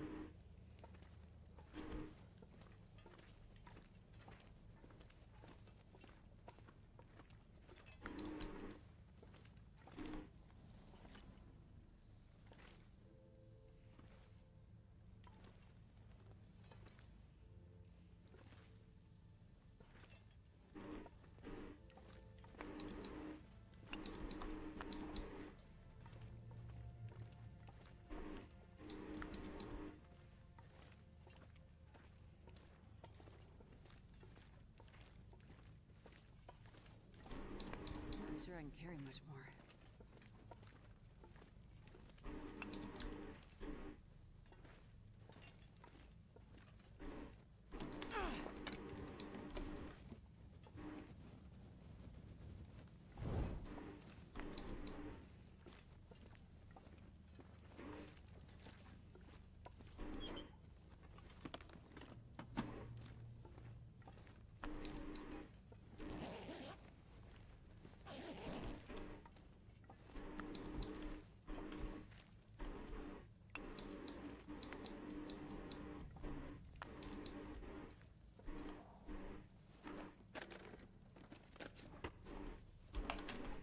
Okay, let's drop these guys for now.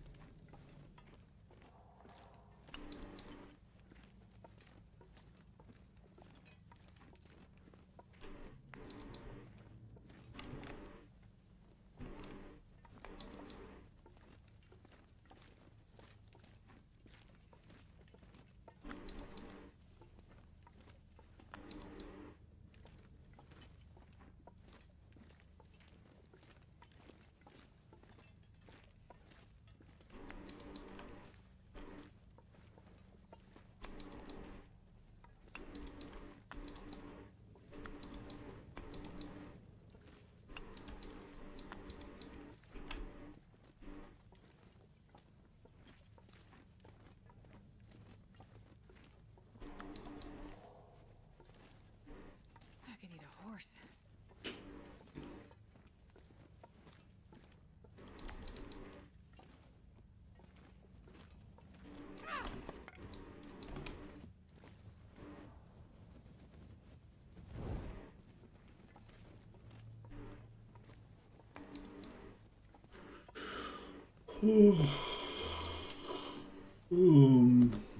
Yeah, I think we just have to let it go.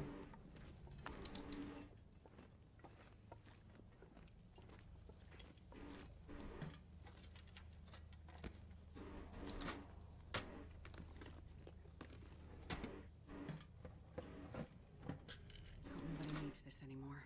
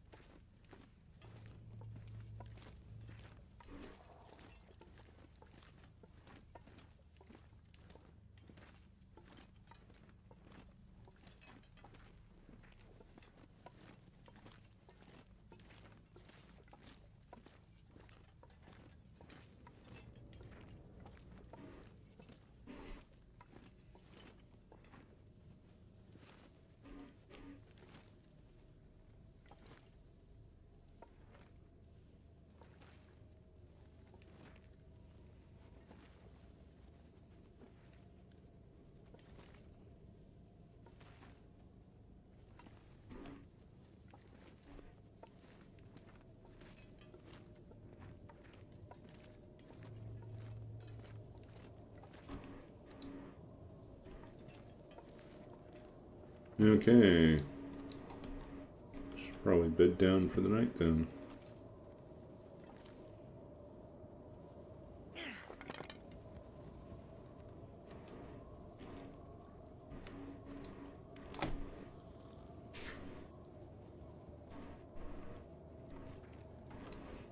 Okay, I think we accept we're going to lose well fed.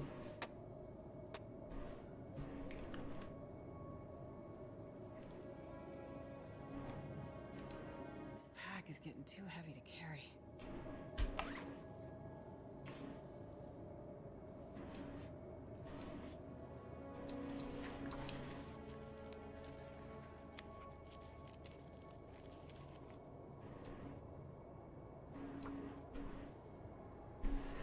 Where can I find something to eat? Okay.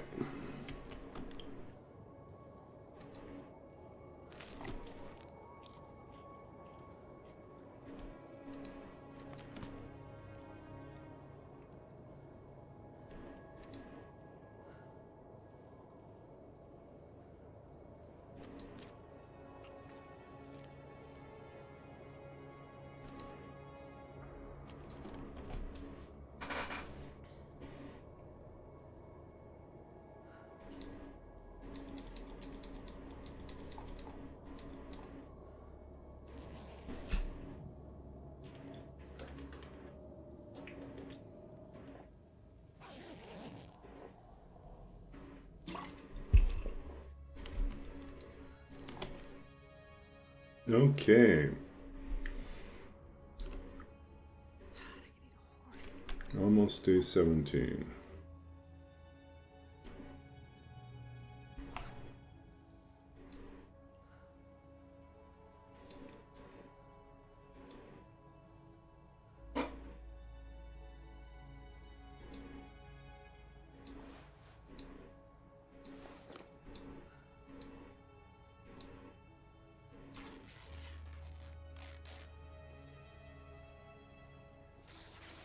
Looks like an aurora out there. I'll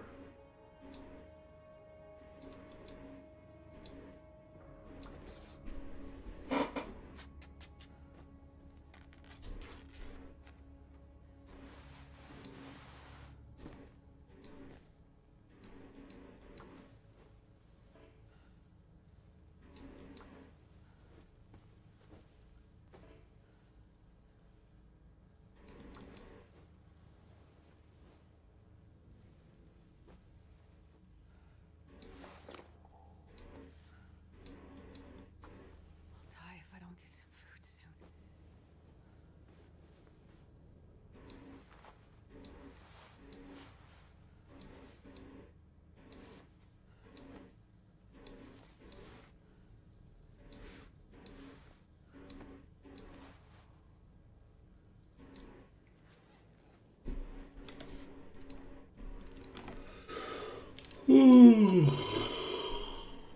Okay.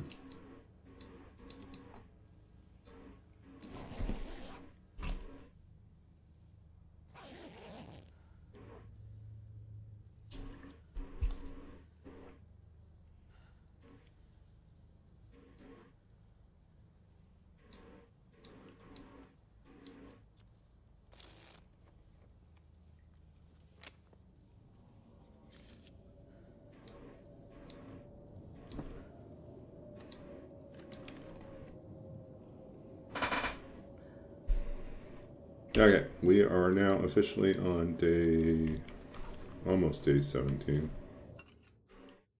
Barely walk with this much gear. Wow, it's too much.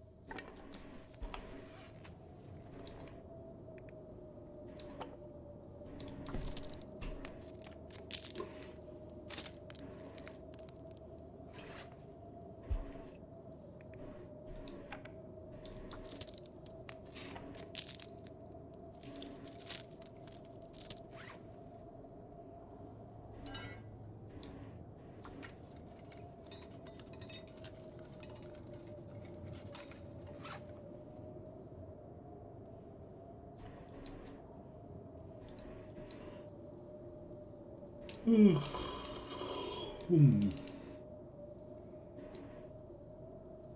we're out of cloth again.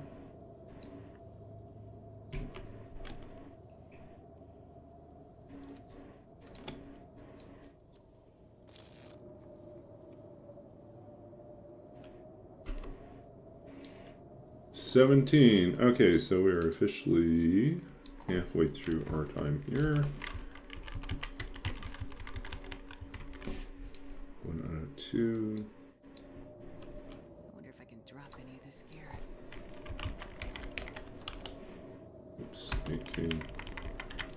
Okay, 17. Okay. No, we should not do it.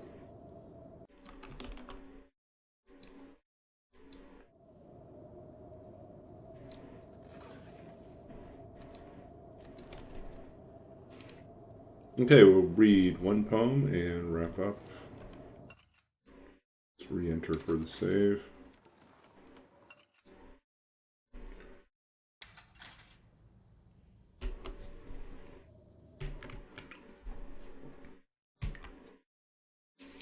Okay, let's see here. What do we read? Poem chooser. Searching my father's books. Oddly appropriate since I've been packing books for the last, since last week. So everything's all packed up now, but let's see this one then.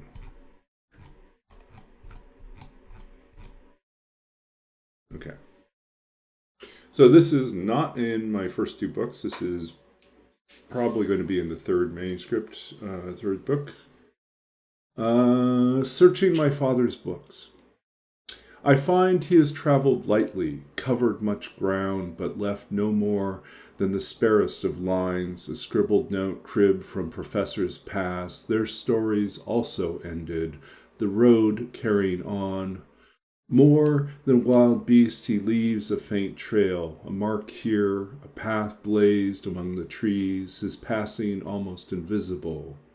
What meaning he spies sleeping in between the inked wake of others he has left largely undisturbed. Reveals nothing of Macbeth's soul, Hamlet's fear, even what he writes of the great white whale, but cryptic signs, half-phrases, everything buried in the pale depths of what remains unsaid. Why have I held on to these talismans, bound tokens of our shared love of the written word? What literature does, what it holds silent between lines, in the margins scarcely seen, the faint trace of another mind before mine, imperfect, grasping, and yet nonetheless pressing on, into the deep forests, the life half journeyed, the river half forded, and still everywhere abounding in ghosts. So I've mentioned this before, but for anyone catching this a little bit, I don't know, who's new to this poem. The poem's inspired by, after my father passed away, I inherited some of his books. I kind of picked through his personal library and chose the books I wanted to keep. And I don't know, in my mind, I had imagined, he was a librarian, he was also an educator, and very well-read person, and I assumed, picking through his books, that I would find, notes or margin notes, some sort of evidence of what he was thinking about, especially the books that came from when he was an undergraduate, when he was studying. And so I kind of thumbed through those books, his copy of Complete Shakespeare and his Moby Dick and a few other books. And I was kind of startled to realize, which I probably should have realized, was that when he was reading those books as a young student, most of what he wrote down were little bits and pieces of what his professors were talking about, and and a few other cryptic notes, but not nearly as much as I thought he might have written. Nor was there anything that really revealed anything deep about his engagement with these texts, even though I knew he loved these texts quite well, and he would talk about them. His own margin notes were not as deep. And so I kind of thought about that. It's also true, I mean, I'm kind of the same way with my books, and I read them, I think about them, but I rarely make margin notes. I rarely like inscribe things into the book itself, and instead, there's like this virtual copy in my mind that I've annotated, and I refer to that always. But once we're gone, where's that preserved? Maybe in some papers we wrote for a class, maybe in a thesis or a dissertation, but so often our encounters with these texts, we really don't have, we pass without leaving much of a trace. At least one of the texts was a painful requirement for him.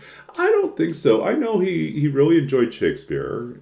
He spent a lot of time studying Herman Melville and Moby Dick and Melville's other work related to Polynesia, and that was partly because he himself had spent some time in New Zealand and in the Cook Islands and really fell in love with Polynesian culture.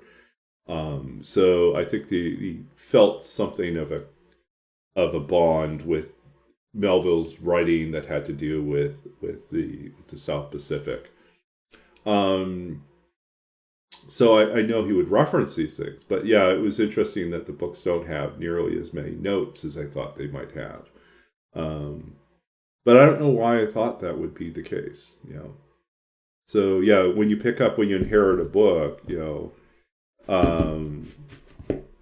other than someone's name in the front, there may not be nearly as much evidence of what they were thinking about as they read the book.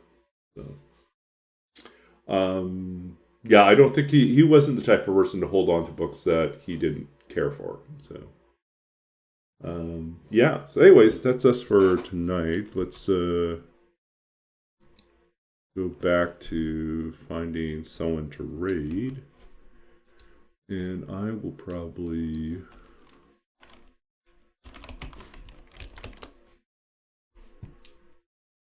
Yeah, it's late already. I'll probably not be up for much longer. So let's see. Who do we have up right now? Tierforge Anzac. We rated Anzac not long ago. Isladon, I think we've rated a long time ago.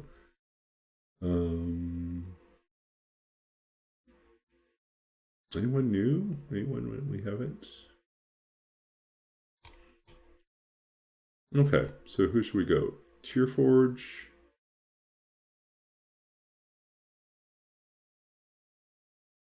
Or Anzac?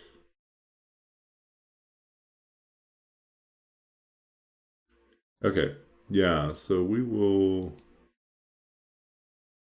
I think we'll support Anzac. It's only got 12 viewers right now, so.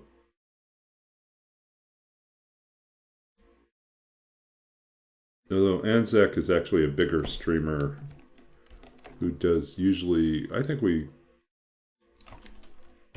he's an Australian streamer, so we'll pop in here. We'll hang out for a little bit. Actually, I probably won't hang out for much. I'm going to probably have to raid and run because I need to get some sleep, so. Yeah. Okay. Heading over. See you guys probably next weekend at the rate we're going.